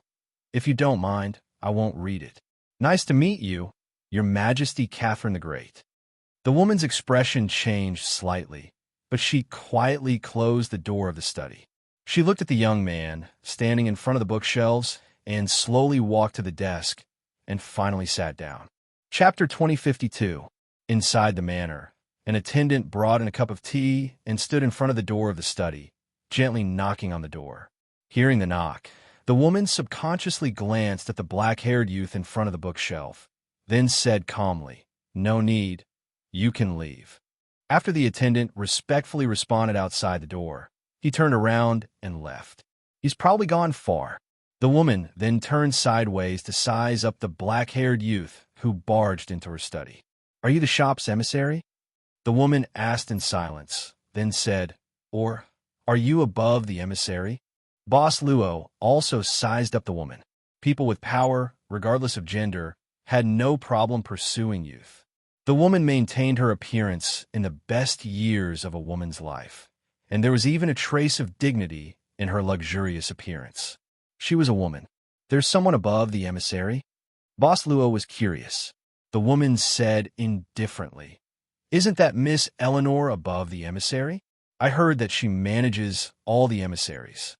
Boss Luo smiled and said, "Why not the shop owner? I've seen the shop owner." The woman said calmly, "You're not him. Besides, even if he's the shop owner, wouldn't he feel that he's lowering his status by coming here personally?" Boss Luo was even more curious. He blinked and asked, "What does the shop owner have to do to not be considered lowering his status?" The woman sneered and said, "That guy lives behind the scenes and controls everyone. It's not that he wants to see anyone, but that people do everything they can to see him, but are afraid to see him. That guy is such an arrogant and reclusive guy." Luo Qiu was surprised by the woman's description of the former shop owner. "Your Majesty seems to be very familiar with our shop owner." "Not really. We've had a few business dealings, that's all." The woman shook her head, then said, "Also, call me Miss Sophia. I'm no longer Your Majesty." Boss Luo nodded smoothly. "The person who appeared at the summit meeting that day was you, right?" The woman, Miss Sophia, suddenly said, "Who's the other woman? I don't think it's Eleanor. It's more like one of my creations." That lady's current body was indeed created by Miss Sophia. Boss Luo nodded. "I think so too." Miss Sophia was silent for a while. "Although I don't know what kind of soul is in its body now, at least it doesn't seem to have been humiliated." Boss Luo said, "Miss Sophia seems to care a lot about her work." Miss Sophia said casually, "If it's not my favorite thing, how could your shop owner take a fancy to it? Even after a few hundred years, my attainments in alchemy have long surpassed the past, but to this day, I still can't replicate the same. I think I didn't just hand over a puppet." Boss Luo thought for a moment and said, "Miss Sophia, do you want to meet her?" "No need," Sophia said indifferently. "It no longer belongs to me. Whether I see it or not, it makes no difference. Tell me why you're here." Boss Luo smiled and said, "Miss Sophia, what do you think I'm here for?" Sophia thought for a moment and said, "This time, your shop owner appeared in front of the world in such a high-profile manner and even sent the two of you to show your divinity in front of people. I'm afraid it's not as simple as just to make a few more transactions." Boss Luo blinked and didn't say anything. This should be a kind of preconceived notion. The change of shop owner had indeed never been officially announced. Boss Luo hadn't been in office for a long time. For those customers from hundreds of years ago, or even longer ago, they didn't have the means to know about the change of shop owner. So, I really don't have the style of a shop owner. Luochio didn't really care about this kind of thing. If Sophia only thought of him as a Black Soul envoy, perhaps the conversation would be more interesting. 100 years ago, you already made a move. Sophia muttered. That war caused the extraordinary power of Europe to fall to the bottom. It's because of this that the club has more room for development. Speaking of which, the club should thank you. Then, this announcement to the world is for another harvest, right? Just like the war 100 years ago, right? Let's assume that this assumption is true. Boss Luo said calmly. Then Miss Sophia, don't you plan to buy some insurance in this chaotic world? As expected, Sophia suddenly sneered. Her thoughts seemed to have opened up and become incomparably clear. She muttered to herself, the appearance of the black card will definitely become the source of disaster in the future. No matter who gets the 99 black cards in the end and steps into the shop of the card, he will definitely be the winner and the most outstanding person. For you, he will also be the best customer. I don't deny this statement. Boss Luo nodded and then said, Miss Sophia, do you really not plan to buy insurance? As a regular customer, I might be able to give you some discounts. Sophia looked at Boss Luo expressionlessly and said calmly, as an emissary, your level of speaking skills is not up to standard. Don't keep promoting to customers. You should take out something to stimulate customers' desire to buy. Sorry for the lack of manners. Boss Luo nodded and made an expression of listening. Sophia leaned back on the chair and felt that she was gradually leading this conversation. She casually asked, Tell me, sir, why are you here this time? There's no special purpose. Boss Luo thought for a while and said, I just want to take a look at the New World Alliance. Take a look at what? Sophia subconsciously frowned. Could it be that the shop had other opinions about the appearance of the New World Alliance? The thoughts of a shop owner behind the scenes could not be understood at all. Boss Luo said, Can I know the purpose of the New World Alliance? Sophia's mouth opened slightly in surprise, and then she sneered. I thought that nothing could be hidden from you. Boss Luo said, I'm not like the old shop owner who likes to see everything. You're a bit special. Sophia was slightly surprised. I've seen many Black Soul emissaries, but I've never seen anyone like you who doesn't treat your shop owner as anything. Most of the emissaries are very careful and will not expose themselves like you. Perhaps it's because of your uniqueness that your shop owner allowed you to show your divinity in front of others. Boss Luo did not deny it and smiled. Sophia said, There's no problem in telling you the purpose of the New World Alliance, but can I treat this as a transaction? I sell. You buy. What price are you offering? What does Miss Sophia think is reasonable? Boss Luo asked back. Now, you look a bit like a Black Soul emissary. Sophia nodded and said, I'll tell you the New World Alliance, or the Club's plan. At the same time, you have to answer a question of mine. What do you think? I want to know this question first, Boss Luo said directly. Sophia also said directly, Is the fool dead or not? Miss Sophia, the fool, you know, is indeed dead. Boss Luo thought for a while and said, But it's true that the fool is not dead. Sophia's light golden eyebrows slightly furrowed as she lowered her head and muttered to herself. In other words, there's a new one. After a while, she nodded and said, This answer is not ideal, but it's enough. Listen carefully. The club formed the New World Alliance and gathered a large number of transcendents. Their current purpose is to establish the transcendence as ruling position in the modern world. Some of them think that in this world, they can directly step into the transcendent civilization and open the door to a new world. This is also the origin of the New World Alliance. Their current purpose? Boss Luo thought for a while and said, Then what was their previous purpose? Sophia looked at Boss Luo in surprise and said calmly, Their previous purpose is not important anymore. After all, the fool is dead. Now, there are two guys who are very active in the club. One is the sun seat, and the other is the moon seat. After the fool's death was confirmed, these two guys have the intention to join forces and take over the club.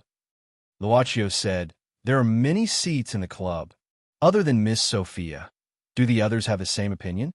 Sophia said calmly, I didn't say that I have the same opinion, nor did I agree, cunning brat. Boss Luo did not reply that he was not a brat. Instead, he smiled and said, Thank you for your answer, Miss Sophia. Sophia hummed in acknowledgement. She really thought that the young man in front of her was just a special Black Soul envoy.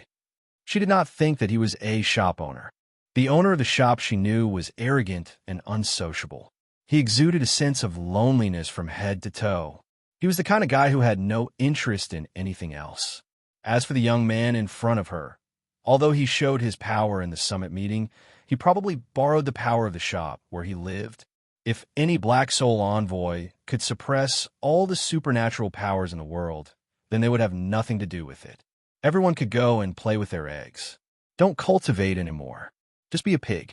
That was why she was so casual. She did not think that the young man was superior to others. She was even a little arrogant. After all, she used to do business directly with the owner of the shop, and the Black Soul envoy was just an employee of the shop owner. Of course, the young Black Soul envoy's attitude made Sophia quite satisfied. This was what a waiter should be like. Sit down. Don't keep standing. Miss Sophia waved her hand at this moment and said, "Don't be scolded by your shop owner when I have the chance to meet him in the future." "You're welcome." Boss Luo smiled faintly. "I'm leaving." Sophia was surprised now. Boss Luo said, "Before coming here, I've already walked around. At first, I just wanted to take a look. After that, it's time to leave." Sophia really wanted to ask the young Black Soul envoy, "You're not here to sell to me? Do you still want to do business? I'll definitely reject you. But you can't just follow the routine, right? I'm Catherine the Great. How can I not care about my reputation? Is there a problem?" Boss Luo smiled and asked. "No." Sophia shook her head and said indifferently, "I won't send you off. Sorry to disturb you." Boss Luo put the book back on the bookshelf and was about to leave. "Wait." Sophia suddenly shouted for him to stop. Then, under Boss Luo's astonished gaze, Sophia stretched out her palm. A cube that looked like a Rubik's Cube slowly floated out. The cube started to separate, combine, and fold. Its volume also gradually increased. In the end, it even became a cupboard the size of a bedside table. Sophia pulled out a drawer and said indifferently, "Since you're already here, bring this thing back to your shop owner." "These are..." Boss Luo was stunned. He was very familiar with the things that Sophia took out. "There are some replacement parts here." Sophia waved her hand, and items started to fly in front of Boss Luo. "There are also some materials for the maintenance of the puppet dolls. I'll send out a set about every 100 years. Your inventory should be almost used up. Take it back. Consider this 100 years' worth of supplies given to you." Boss Luo thought for a while and said, "I've seen some of Miss Sophia's transaction records. The records don't seem to indicate that Miss Sophia has the obligation to continue providing these parts and materials." Sophia snorted lightly and picked up a feather pen from the table. "What I do is not for a small messenger like you to judge. Leave. I'm going to draw the alchemy blueprint." Looking at the parts and materials in his hands, Boss Luo suddenly asked, "Miss Sophia, if I give you a chance, would you be willing to buy back your work?" Her gaze moved slightly, and she looked up without answering. "Sorry to disturb you." Finally, Boss Luo said goodbye softly. The feather pen spun lightly on Sophia's fingers. The blueprint on the table was still blank. "Just looking around?" Sophia sneered and muttered to herself, "I can't believe what you're saying. I don't know what you're planning. It's just that, the fool." While muttering to herself, Sophia opened the drawer beside her and took out a white mask with a unique pattern. She put on her face. At the same time, a screen was lowered from the wall of the study room. Soon, a middle-aged man in a silver-white uniform appeared on the screen. The man said respectfully, "Your Excellency, the Empress's seat. What can I do for you?" Sophia said indifferently, "It's too noisy outside. It's disturbing my work. Ask the people outside to be quiet."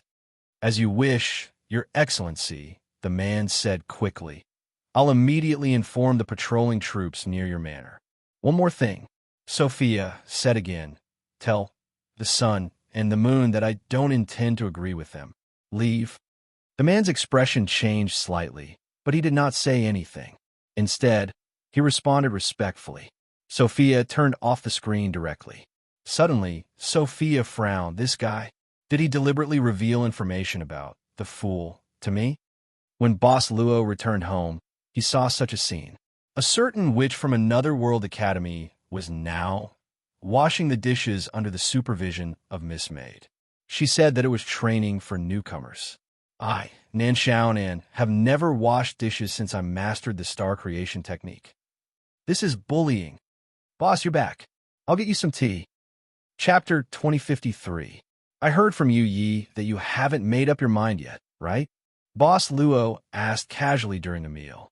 Nan Xiaonan quickly put down her chopsticks and nodded after calming herself down. After all, it's a big matter that will determine my future career, so I want to think carefully before making a decision. Boss Luo said casually, "It doesn't matter. We should leave in a few days. Lady Nan can make a decision before then." Leave?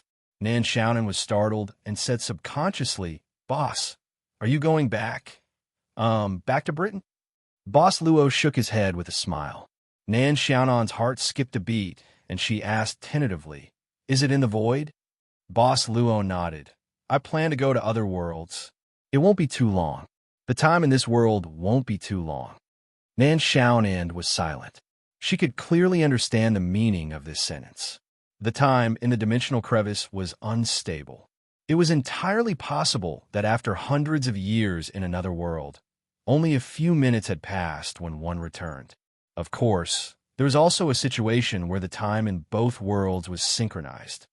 "Eat, don't be stunned," Boss Luo said casually. "If the delicious food is left to cool, it will disappoint the chef." Nan Xiaonan had to lower her head and eat, but her mind was no longer on the food. It was back to the choice of her career. There was no doubt that Miss Maid gave herself 3 choices. She was very inclined to the option of becoming a branch manager. But later she learned that even as a branch manager, she needed to recruit people by herself. This meant that she only had the authority to open a branch, but other than that, she needed to take care of everything herself. First of all, she had to have a shop, right? However, at the beginning, the storefront of the branch store couldn't be moved to any place like the main store. Moreover, it couldn't be moved to the same place as before. Nan Xiaonan felt that at the beginning, she could only rent or buy a shop, and then use some illusion in the branch to pretend to be mysterious. The branch could be upgraded, but she would have to work hard to complete the business in the future in exchange. The initial stage of starting a business was naturally very difficult, but as a branch manager, there was no doubt that the future development potential would be far greater than that of a salesman or a bill collector of the Black Soul Messenger. However, she had to consider another rather troublesome matter. That was her relationship with her original self in the void.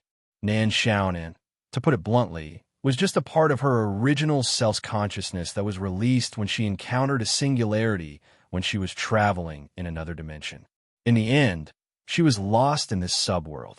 Later, she encountered the real forensic doctor, Nan Xiaonan, who was on the verge of death. Using the identity of the real forensic doctor Nan Xiaonan, she was reborn as a brand new individual. This was a method of survival that they had no choice but to do. Otherwise, if this part of their consciousness that had invaded the subworld to explore was caught by the will of the subworld, there would be no need to talk about friendship. Powerful beings like them, who had broken through the limits of their original world and walked into the dimensional crevice, had long been branded with the world's brand. All the subworld's wills would naturally be hostile to beings with this brand. Even though the means to avoid it were not useless, they still had to be careful. Even when Nan Xiaonan merged with forensic doctor Nan Xiaonan, she still remained cautious. Until now, after selling herself to the shop, she finally felt a little more stable. The problem of the subworld's wills could be considered solved, and only the problem with her original self was left. There was no doubt that her original self would not let her, who was the consciousness of exploration, continue to develop independently. And now, as Nan Xiaonan, she vaguely had the idea of flying alone in her heart. If she, as the branch manager, acted under the eyes of Boss Luo, it would be fine. Boss Luo, as the owner of the shop, as an indescribable existence. Even if the original self sensed her, the original self, who could only be regarded as a third-rate dimensional powerhouse, would definitely not make a move. She knew herself very well. She was like a coward, so naturally, the original self would also be a coward. But because she knew herself too well, Nan Xiaonan knew that in order to take back the consciousness of exploration, the original self would definitely be a coward until the end of time, silently looking for an opportunity. If Boss Luo took Miss Maid out of this subworld temporarily, and she herself was running the branch here, Wouldn't she have no one to rely on? No, no. She would rather develop slowly to ensure her safety. There was no safer place in the world than staying beside the indescribable existence boss. You seem to have made up your mind. Boss Luo suddenly looked at Nan Xiaonan. Is this the owner's control over all the black souls? As long as he wants to, he can understand all the thoughts of the black souls? Nan Xiaonan was secretly shocked. The feeling of being torn apart and completely exposed arose spontaneously. She took a deep breath and muttered, Boss, I heard from Miss Yi that you specially added the option of branch manager for me. But I'm afraid I have to disappoint you. I still hope to be by your side. At this time, she was completely facing Miss Maid's half-smiling gaze. She had already made up her mind. Are you worried about the original self? Boss Luo said indifferently. But in fact, since you became in Black Soul, all the connections between you and the original self have been completely cut off. Even if your original self appears in front of you, there is no way to do anything to you. Naturally, there is no such thing as retrieving you later. Really? Nan Xiaonan's eyes suddenly brightened, secretly delighted. Boss Luo said again, Of course, something like being angry out of humiliation will probably still happen. Nan Xiaonan was suddenly stunned. With her current level, of course, she could not defeat the original self. Great sorrow. But even if Black Soul dies, it could be reborn from the Ark of the Covenant. Boss Luo smiled and said, It is also another kind of immortal body. Nan Xiaonan does not have to be so afraid of the original self's revenge. Nan Xiaonan immediately became spirited again. She was secretly delighted. Right. How could she forget this? Black Soul could be reborn from the Ark of the Covenant. Since she could load the file, why should she be afraid of the original self? Moreover, the original self probably did not even have as many hairs as she did now. However, rebirth is not a problem, but it does not mean that it can be reborn just like that. Boss Luo blinked and said, Every time it is reborn, Black Soul's performance will be deducted. If the performance is not enough, it will be a little difficult. Nan Xiaonan instantly looked at Boss Luo pitifully and said bitterly, Boss, you are so naughty. It is very fun to tease me like this. Allow sorrow. At this time, Nan Xiaonan recalled the conversation with Miss Maid earlier. She asked why so many life lights in the Ark of the Covenant were extinguished. Miss Maid's answer was, the shop owner blew them out. Blew them out? Why do you have to blow them out? Because the performance was not enough, deducting the cost of rebirth and blowing them out directly? So, did the boss want her to take on the role of branch manager? Or did he not want her to take on the role of branch manager? It was so difficult. The Black Soul envoys in the shop all had such a difficult life. I have decided to follow you, boss. Nan Xiaonan made up her mind again and said, I want to see the 10,000 worlds and the prosperity of the other dimension. I don't want to be trapped in one place. The 10,000 worlds and the prosperity of the other dimension? Boss Luo stared at her without blinking. Nan Xiaonan felt goosebumps all over her body. Even her toes were cold. She could not help but say in a trembling voice, Is there a problem? I copied this, but it means the same thing. No. Boss Luo shook his head and chuckled. It is a very good idea. Then about my employment? She asked anxiously. I said, you can choose any of the three. Boss Luo said calmly, Since you have chosen, then so be it. You can learn from Yi for the time being. I will work harder, Nan Xiaonan said solemnly. Then she gave Miss Maid a rather ugly smile, as if she was crying. Miss Yi, don't worry. I will be very obedient. I like obedient children the most. Nan Xiaonan smiled embarrassedly and lowered her head to eat. She suddenly looked up and was about to ask Boss Luo where he was going when she suddenly remembered Miss Maid's warning. So she had to hide the question in her heart. Boss, if you leave in a few days, can I move freely in these few days? I want to take care of medical examiner Nan Xiaonan. Of course. Boss Luo nodded. After dinner, Nan Xiaonan used the excuse of taking care of business to wash the dishes at the fastest speed. Then she excused herself and left. The servant girl came to Boss Luo with a plate of fruits in her hands. I thought Lady Nan would choose to be the branch manager. Miss Maid carefully peeled a grape. Boss Luo smiled. It seems that you and I have underestimated Lady Nan's cautious character. Miss Maid didn't comment, but suddenly said, if it were Miss Nero, she would probably choose to be the branch manager without hesitation. Boss Luo said, are you going to recommend Nero to be the branch manager? Miss Maid shook her head. Miss Nero is too lively. The branch manager is more suitable for the stable type. If you want to recommend, Mr. Taisetsu is actually a very good candidate, but unfortunately, he currently needs to look after the world of God. When Taiyang Zi completes the mission and comes back, Taisetsu will be free. Boss Luo smiled and made the decision. That's settled for the time being. Miss Maid had peeled more than 10 grapes in a short time. Taiyang Zi and Nero go on a mission together. I always feel that if they meet, some amazing sparks will burst out.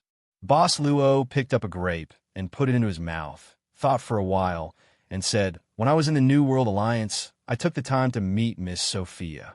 He looked at Miss Maid's reaction. Miss Maid didn't respond. Boss Luo said again. Before leaving, she gave me some parts and materials. Miss Maid still said calmly, in the past few hundred years, about every 100 years, Miss Sophia will send the materials to a fixed place, and then I will go and collect them. Well, it's about time. Speaking of which, Miss Sophia actually doesn't have the obligation to provide materials all the time, and she has been very generous over the years. But this time, the materials... She looked at her master inquiringly, because she knew in her heart that there was not much time left before she could leave the puppet body. Keep it. Maybe it will be useful in the future. Boss Luo smiled casually. When the puppet and the real Miss Maid stood together, it should be a very interesting scene, right?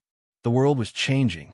The second day after the establishment of the New World Alliance, the first alliance meeting was held. On the same day, the World Transcendent Summit continued, and the final list of members of the World Transcendent Association Security Council was announced. Kelowna had the most members, but it wasn't enough to suppress the entire Security Council. On the third day after the establishment of the New World Alliance and the second day of the first alliance meeting, the Alliance announced a shocking event. The Alliance was preparing to build a new city on the sea for all Transcendent and their families to live in. They also announced the establishment of the Black Card Hunter Association, and anyone was welcome to apply for the certification of the Black Card Hunter Association. On the same day, at the World Transcendent Summit, the initial decision to divide the area 300 kilometers around the City of Exclusion into a special zone for the demon race in China was approved. The draft of the Transcendent Management Regulations was also approved. On the afternoon of the day of the meeting, the first batch of immigrants to the underwater city was announced. On the fourth day after the establishment of the New World Alliance, the Alliance meeting elected the president of the Alliance. With the help of the Moon seat, the Sun seat defeated the Emperor's seat of the club by a small margin and became the first president of the Alliance. The Moon seat was the first vice president of the Alliance. The Emperor's seat was the first president of the Black Card Hunter Association.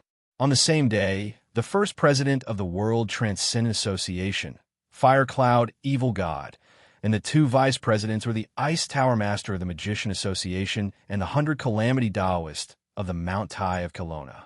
Shinryu of Kelowna was the permanent honorary president of the World Transcendent Association. The Radiance Tower Master of the Magician Association was the honorary president. The Pope of the Church was the honorary president. Every day, both the New World Alliance and the World Transcendent Association had big news to announce, but until now, neither side had mentioned anything about the other.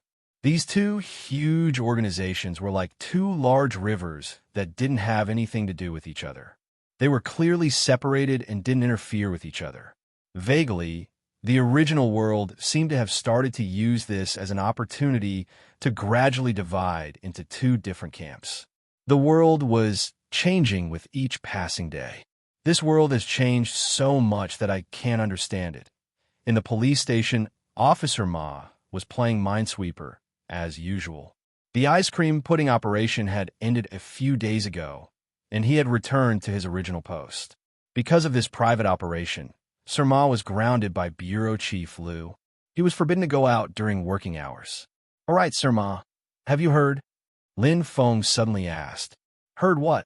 Ma Hao stared at him with his dead fish eyes. I just heard from Xiao Mei from the archives department that Dr. Nan resigned. But it was the day before yesterday, and Bureau Chief Liu kept it under wraps. I just heard about it today.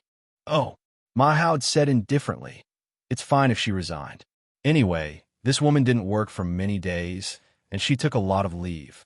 So, we can finally apply for a reliable forensic doctor? No need. Lin Feng shook his head. I just received the news that a new forensic doctor will come in today. So fast. Ma Hao was stunned. Do you know where he came from? Or is he a young man who just graduated? Lin Feng shrugged and said, I don't know about that. I just saw the name on the resume and chased it out. The new forensic doctor's name is Tang. Oh, right, Tang Tianlin. Chapter 2054. Master Sanzang stayed up all night to cultivate. After reading the small mountain of books and DVDs, he slept for a few days and nights. When he woke up, his eyes were still bloodshot. I understand now. What do you understand? Boss Luo asked curiously. I didn't know what the book meant when I first heard it, but now I'm a book reader. Ba. Master Sanzang put his palms together with a compassionate expression. Since I'm a book reader, it's time for me to collect the copyright fee. A mouthful of cold coffee sprayed out of Nan Xiaonan's mouth, turning into a mist. The new witch in the shop widened her eyes and sized up the sloppy bald man with bloodshot eyes and stubble on his face. She had finished dealing with the matter of her identity as a forensic doctor, and now she had officially stepped into the workplace without any worries. She clung on her boss and followed him wherever he went shamelessly. Copyright fee? Boss Luo seemed to be surprised as well, and he asked with interest, How do you plan to collect it, Master? That's easy. Master Sanzang slapped the moonlight cash on the table. I'll go to your door and collect it. Nan Xiaonan didn't know the history of this rectangular box, but she couldn't help but ask in a good mood, Master, how do you plan to collect it? That's easy too. Master Sanzang took out a kitchen knife and slapped it on the table. If you don't give it to me, I'll send the white knife in and the red knife out. Nan Xiaonan felt glad that she had put down the coffee cup earlier. Is this really a senior monk? I'll go now. This master seemed to be a man of action. With the kitchen knife in hand and the kasaya in hand, he opened the cache and disappeared. Nan Xiaonan froze in disbelief. Boss, it's a cache that allows you to travel freely between subworlds. Boss Luo smiled casually and said, the Moonlight Cache, the ability to freely travel between subworlds. Nan Xiaonan gasped and exclaimed, the power of a void artifact. Boss, this is a real treasure. Let's play with it. It's not as beautiful as you think. Boss Luo smiled casually and said, I've seen this treasure box before. It seems to be damaged, and sometimes it doesn't work. Someone must have tampered with it. What a waste, Nan Xiaonan said indignantly. Freely traversing the shuttle world, this is a space-type void artifact. In the dimensional crevice, no matter how many subworlds origins you have, you won't be able to exchange for it. Don't look at how this witch from the World Academy once roamed the void, but she was actually very poor. Not to mention the level of the void artifact, she didn't even have the second-grade secret treasure. She could only use the star creation world that stored star creation creatures to pretend. As for now, as an independent consciousness that had already left the main body, there was no need to mention things like property. You seem to be very obsessed with the so-called void artifact. Boss Luo looked at Nan Xiaonan with interest. Nan Xiaonan shook her head, thinking that if she had one or two void artifacts from the start, she wouldn't have been lost in this subworld. There were many dangerous places in the dimensional crevice. If she was careful, she could explore them. At this moment, a treasure light flashed, and a guy wearing a tattered space suit suddenly appeared before Boss Luo and Nan Xiaonan. Water! Give me water! Even if I die, I won't drink water made from my own urine. Sorcerer! Nan Xiaonan was shocked. Sorcerer Sanzang had hair. How long had passed in the short 1 or 2 minutes that he had disappeared? The haired sorcerer Sanzang picked up the teapot and poured the tea into his mouth. After a while, He calmed down, but he still looked shocked. Too scary, too scary. That thing called strange Juicy. There's no food or drink in the cosmos. I almost died. Nan Shannon finally understood what the shop owner meant when he said that it didn't work at all. This thing couldn't be accurately located at all. She could only rely on her face every time she traveled. However, even if it was broken, it seemed that she could accurately return to the shop owner's side. Nan Shannon looked even more suspicious. She didn't understand the shop owner's attitude toward the treasure box. At this moment, the haired sorcerer Sanzang took off his tattered space suit, revealing the white Kasaya inside. The Kasaya was still spotless, but the sorcerer who wore it was clearly a lot more sloppy. It seems that I won't be able to collect the copyright fee in a short time. The haired sorcerer Sanzang sighed. Everyone likes to freeload. It feels good to freeload all the time. Ever since I traveled west, I've been freeloading, begging for alms. This karma has to be repaid. Nan Shannon didn't know if the sorcerer was skilled or not, but he was very good at saying that it was true. Nan Shannon rolled her eyes in annoyance. Sorcerer Sanzang had been freeloading in the manor for a few days. Sorcerer Sanzang seemed to have a new idea. He hugged a few books and hurriedly ran back to the guest room he had freeloaded in. Boss, this sorcerer is very strange. I don't know what's true and what's false. As a new employee with dreams, Nan Shannon felt that it was time for her to display her value. Why don't I test him? No need to test him. Everything the sorcerer says is true. Luochio shook his head. He's using me to cultivate. Cultivate. Boss Luo smiled casually and said, whoever speaks first loses. This sorcerer will lose for sure, Nan Shannon said directly. How can the boss lose? At that moment, a half-shaved bald man poked his head out from the corridor on the second floor. Sorcerer Sanzang said excitedly, those guys are wrong. They're not real Journey West. At most, they're fanworks. I want to write my own. Give me more books so that I can copy them. Boss Luo smiled. A black circle instantly appeared above the living room. Then, all kinds of books poured down like running water. However, they weren't piled up randomly. Instead, they were stacked neatly. In the blink of an eye, a small mountain of books was piled up in the living room. Sorcerer Sanzang's eyes lit up. He casually grabbed a book from the mountain of books and rushed into the room. You'll be my first reader. Nan Shannon glanced at the black circle that wasn't closed. She had a feeling that the mountain of books before her wasn't all. This was just the beginning. At this moment, Ms. Maid slowly walked down from upstairs. Today, Ms. Maid spent about half a day to perform a system maintenance on Main God's World. She also added a new mod update notice. The next expansion pack of the Evil Dragon era was The Second Coming of the Evil Dragon. The Second Coming of the Evil Dragon. There's no end to this, right? Damn it. Little she gritted her teeth as she looked at the game update notice and the introduction of the new expansion pack. She was so angry that she almost smashed her mouse. The introduction went like this. The final Sunset Dragon was too difficult. For tens of thousands of years, it couldn't find its own kind. Loneliness swallowed the Sunset Dragon's remaining rationality. Tens of thousands of years of loneliness made it feel that everything it saw was beautiful, so it crazily plundered the entire world. Finally, at the end of the storm, the final Sunset Dragon found a way to leave its bloodline in the ruins of the god's battlefield. Through the strange power of the Earth Egg, the Sunset Dragon successfully gave birth to a descendant. She stored herself and the dragon egg she laid in the ruins of the battlefield of the gods. After countless years, a tiny crack finally appeared on this unique dragon egg. Smack. The mouse was still smashed. Little she jumped onto the chair and grabbed the screen with both hands in fury, wanting to smash it. Bad woman. Damn bad woman. You're the one who has been single for tens of thousands of years.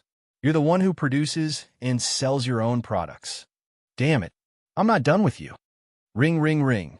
At this moment, an alarm-like thing in the bedroom sounded crazily. Little she didn't have time to be angry at this moment. She quickly cleaned up the things, took out a math book, and pretended to sit properly.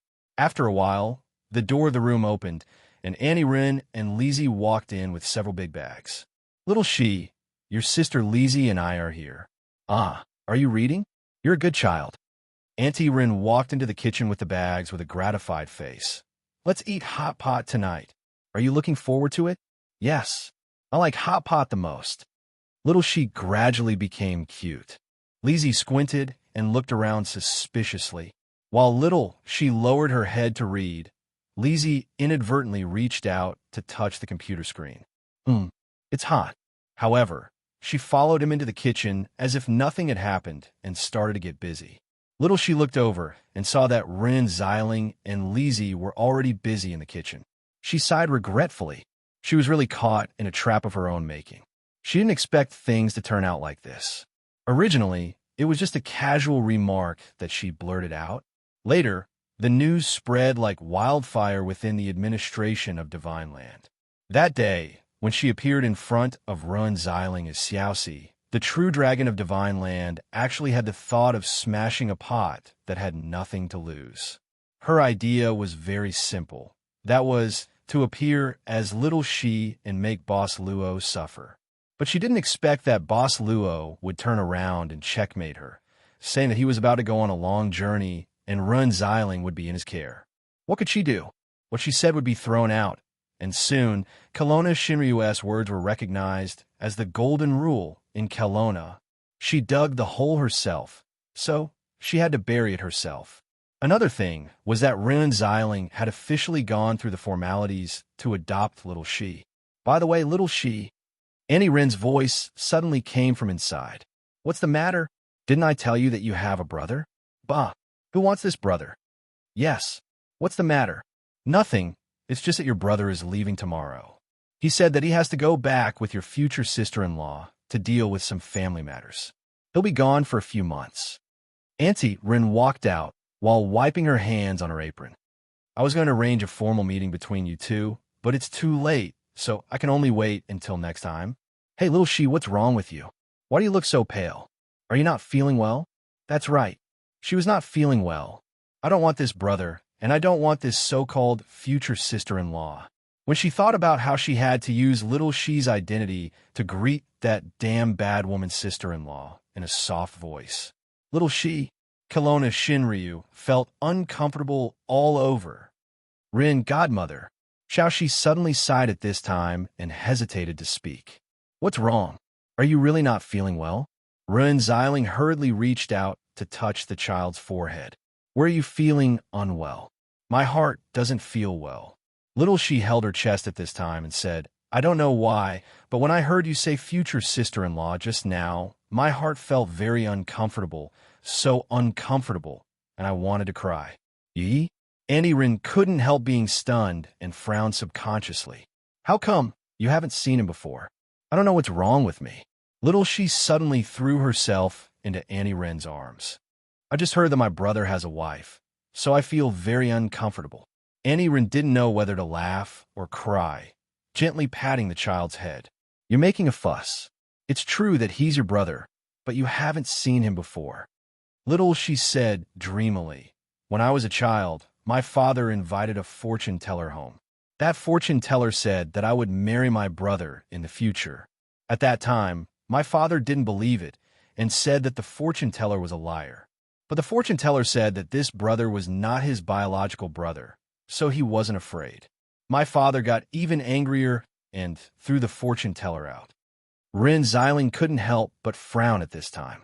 Little She said faintly, although the fortune teller left, my father always cared about what the fortune teller said. My father always felt that my mother would take me and run away with another man, so he kept my mother and me at home. Finally, one day, my mother couldn't stand it and quietly left. Then my father didn't care about me and went out to work. Little She, Rin Xiling lovingly hugged the child tighter. Little She said softly, in fact, what my father didn't know was that the fortune teller secretly told me that when I was 14 years old, I would start a new life and my destined family and husband would appear. When my father wasn't at home, I would think about what this brother is like. I thought about it every day, every night, and even in my dreams. Little She looked up at Run Xiling with tears in her eyes. I know it's wrong, but I just feel so sad. That fortune teller really said that. Auntie Rin frowned.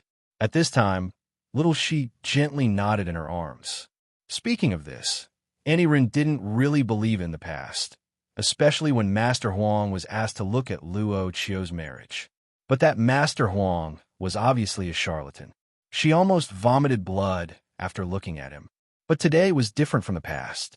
Now the extraordinary power had appeared, and it didn't avoid the eyes of the world. Could it be that the fortune teller really had the ability to accurately predict that little she would marry her brother? What should she do? Her son and future daughter-in-law Yi seemed to be very harmonious, and their relationship was very stable. But looking at little Shi's appearance, it was obvious that because of the fortune teller's words when she was young, she kept thinking about it day and night, and even started to have delusions.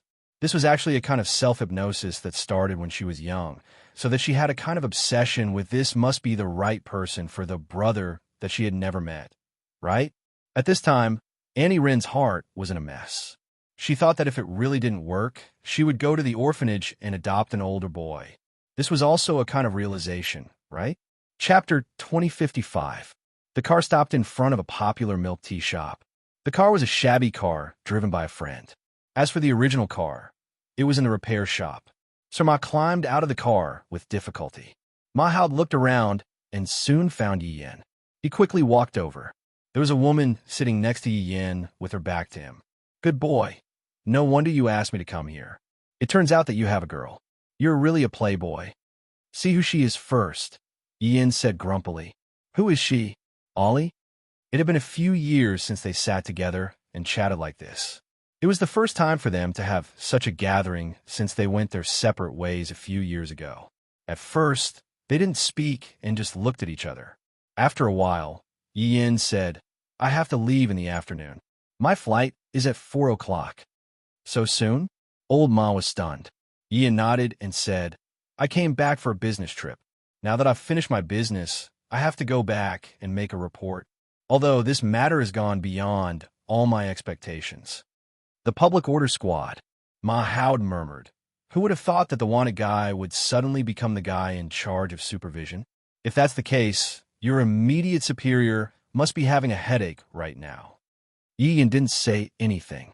Strictly speaking, he was only a marginal member of the Special Affairs Department of the Criminal Police Organization. He had preliminary contact with some cases involving transcendence, but he didn't have much law enforcement authority. Even this time, if the members of Ice Cream Pudding were not confirmed to be ordinary people, they wouldn't have sent him to hunt them down. But even so, the department still sent the little werewolf to help him. Speaking of which, I have to go back to the capital tomorrow, Ollie said very casually. Yi Yan and Ma Hao both looked at her. Ollie said indifferently, Why are you looking at me like that? Is it strange for me to return to the capital? It's not strange. You will definitely go back. Ma Hao immediately shook his head and said, But go back now? Isn't the summit still ongoing? It's closing tomorrow. Ollie thought for a moment and said, Actually, everything that should be said in the meeting has been said. According to what I know, several representatives left early today. Ma Hao was stunned and then said in a low voice, Are these delegations secretly going to the New World Alliance again? I saw on the Black Card website that the New World Alliance's reception of extraordinaries was like that of an emperor. Money and mansions were secondary. The key was that they would directly become nobles, which could be passed down for 3 generations. Aristocrats.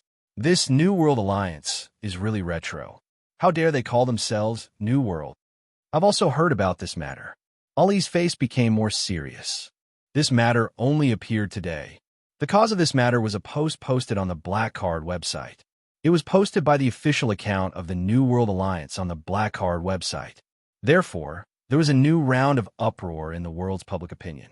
As for the World Superpower Summit, because it was nearing its end and there was no eye-popping event like the Power Conference, the popularity of the discussion had decreased a lot these days. On the contrary, the New World Alliance began to occupy the high ground of public opinion. Since its establishment, there had been big news every day.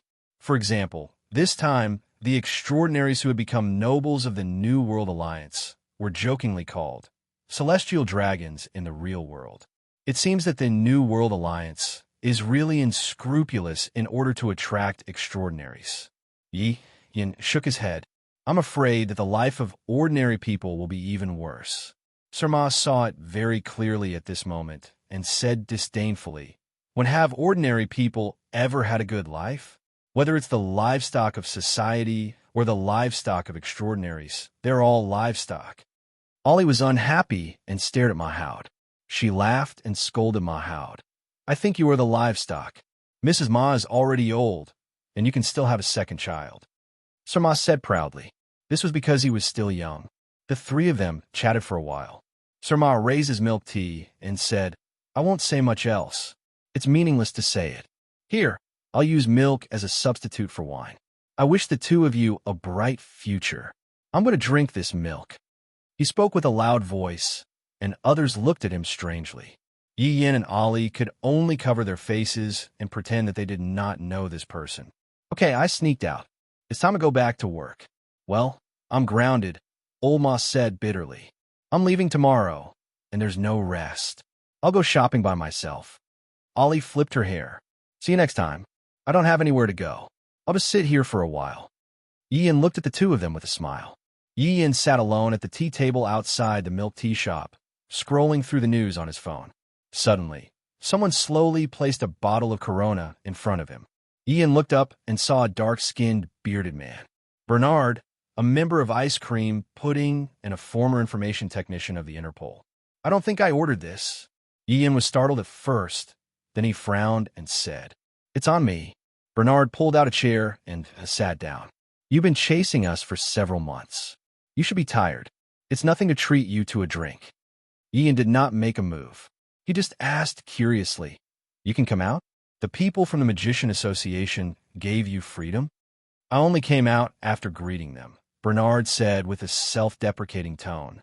Bernard said self-deprecatingly, I'm afraid this is the most unfree so-called monitor I know. Of course, you and I both know that this is just a political act to save our reputation. So, you came to me just to treat me to a drink? Yi Yin said expressionlessly. That's not it. Bernard said, I'm here to look for you. Yi Yin, are you interested in joining our picket squad? Although this picket squad is a face-saving project, the Ice Tower owner of the Magician Association is fair. She gave us the right to form this squad. Yi Yin was silent for a moment before he asked, Why did you consider me? First of all, it's because you're a normal person. Bernard said directly, We've discussed that we don't want any extraordinaries in the picket squad. This is the bottom line. Also, we understand you better. Understand? Yi Yin laughed and said, This should be our second conversation, right? The last time was a few days ago when we were in the farm warehouse. That's enough. Bernard looked straight at Yi Yin and said seriously, We considered you because you've been chasing us for a few months, so we understand you. Mr. Yi, you're a very straightforward person. You just need to give me an answer whether you're willing or not. Can't I have time to consider? Yi Yin shook his head and said indifferently, Also, you're wrong. I'm actually not very straightforward, and I'm an indecisive person. It's difficult for me to make a choice. This is my personal phone number. Bernard pushed a card in front of Yi Yin. Whenever you have an answer, call this number. I'll keep this number for you forever. Yi Yin chuckled and said, It's a pity that you're not a beauty. I don't dare to move at all. Touched? Bernard nodded and said, I hope we can have a touching friendship. I'll wait for your answer, Mr. Yi. Also, I think we'll meet again soon. Yi Yin still didn't dare to move, watching Bernard leave. In the end, he picked up the card and flicked it with his finger. Then, he casually stuffed it into his clothes and raised his hand. Waiter, the bill. The little celestial master of Dragon Tiger Mountain was a bit busy these days, because many seniors of Taoist sects came to find him, saying they wanted to discuss Taoism. They said they were good friends with the old celestial master of Dragon Tiger Mountain, and that they had killed demons together when they were young. Some even said they made a mistake when they were young. Senior, I heard you're cultivating pure yang qi. How did you make a mistake? Momo looked at this old man with a red face in amazement like a celestial being. His hair was snow white, but his skin was like a newborn's, as if it would break at the slightest touch. Well, there was also the smell of perfume. The old man smiled, but didn't say anything, which was more thought-provoking. He said he hadn't seen the old celestial master of Dragon Tiger Mountain for many years, so he hoped to visit him one day. Momo said seriously. His little temple on Dragon Tiger Mountain was too small to accommodate so many people. How about would generously buy him more protective talismans so that he could expand his little temple? Everyone said enthusiastically. Dragon Tiger Mountain was a unique Taoist sect in Kelowna, but they could only live in a small temple. It was a waste of talent. We have money, we have strength. Little friend Mo, don't worry, we'll take care of it. That's right. Little friend Mo, which mountain are you on now? How about this? I'll buy your mountain and give it to you as a gift. Well, we'll take it as a gift from our Taoist association. Indeed, it's time to develop it. Little friend Mo's talisman technique is unparalleled in the world. It'll be ridiculous if we don't develop it. When they said that those who had the money would contribute, they would ask for hundreds of millions. When they said that those who had the money would contribute, they would start to look for large construction teams. Those who said they'd buy the mountain really sent their disciples to do it. The little celestial master of Dragon Tiger Mountain only knew now that the Taoist Association was really rich in the secular world. He felt that the old celestial master of Dragon Tiger Mountain didn't allow him to fool around in the Taoist Association, so he missed out on a few $100 million. However, these senior experts had been cultivating hard to find a breakthrough, so they didn't know how to spend their money. That's why Secretary Song's cunning ideas made these people feel strange. Speaking of which, these seniors didn't have it easy. Before the spiritual energy was released, they were determined to find a breakthrough. They cultivated hard and never complained about being tired. But now that the spiritual energy was released and there was a turning point in the world, they were sure that they had no hope of making a breakthrough. Their last hope was defeated by the cruel reality. That's why they indulged in their last days. No matter what, these senior experts were becoming more and more enthusiastic with each passing day. On this day, the little celestial master of Dragon Tiger Mountain couldn't handle it anymore. He called a floor attendant of Song Dynasty Hotel and exchanged clothes with him before strolling out. Actually, Momo didn't want to stay at the Song Dynasty Hotel. However, after the power conference, the 100 Tribulations Taoists sent a message to him, hoping that he could stay with the Tao Sect Association for a few days instead of moving together. Momo guessed that this Mount Tai of Taoism had something else to say to him, but the 100 Tribulations Taoists had been attending the summit these days and hadn't come to find him yet. Where's this? The little celestial master who was wearing the attendant's clothes strolled in the courtyard of Song Dynasty Hotel. How extravagant! Such a secluded garden can be opened in the busy city. He leisurely found a pavilion and sat down. He played with his phone as if he was killing time. But before he walked to the pavilion, he saw a woman in white training clothes sitting cross-legged on a big rock behind the pavilion. Chuyang, that mysterious woman who represented the Taoist Association in the power conference and shocked everyone with her fists. The little celestial master of Dragon Tiger Mountain didn't expect that he would encounter this mysterious woman. He couldn't help but feel surprised. At this moment, Chuyang, who was meditating slowly, opened her eyes as if she sensed someone approaching. I went the wrong way. Momo smiled casually. I won't disturb you. Wait a moment. Chuyang suddenly stopped him. What's the matter? Momo stopped and looked back. Chuyang looked at Momo and remained silent for a while before saying softly, You practice talisman arts? No. Momo smiled. I don't practice talisman arts. I just sell safety talismans. Talisman arts can't guarantee safety. Only by selling safety talismans can people know safety. Chuyang pondered for a moment, then jumped down from the rock. She picked up a tree branch and drew something on the sand. The little celestial master of Mount Longhu lowered his head and looked. As he looked, a look of surprise gradually appeared on his face. This is? Momo couldn't help but frown. This is a talisman art from the pre-Qin period. Chuyang said indifferently, but I don't practice talisman arts. I can only remember some of it. I only remember this talisman completely. Maybe you can understand it. Momo didn't speak. He even squatted down and stared at the talisman on the ground. This talisman is a bit strange. A talisman art from the pre-Qin period? Miss, what did you see it? I forgot, Chu Yang said indifferently. The little celestial master of Dragon Tiger Mountain shrugged. Then I can't understand it. It's up to you. Chu Yang threw the branch into the grass nearby.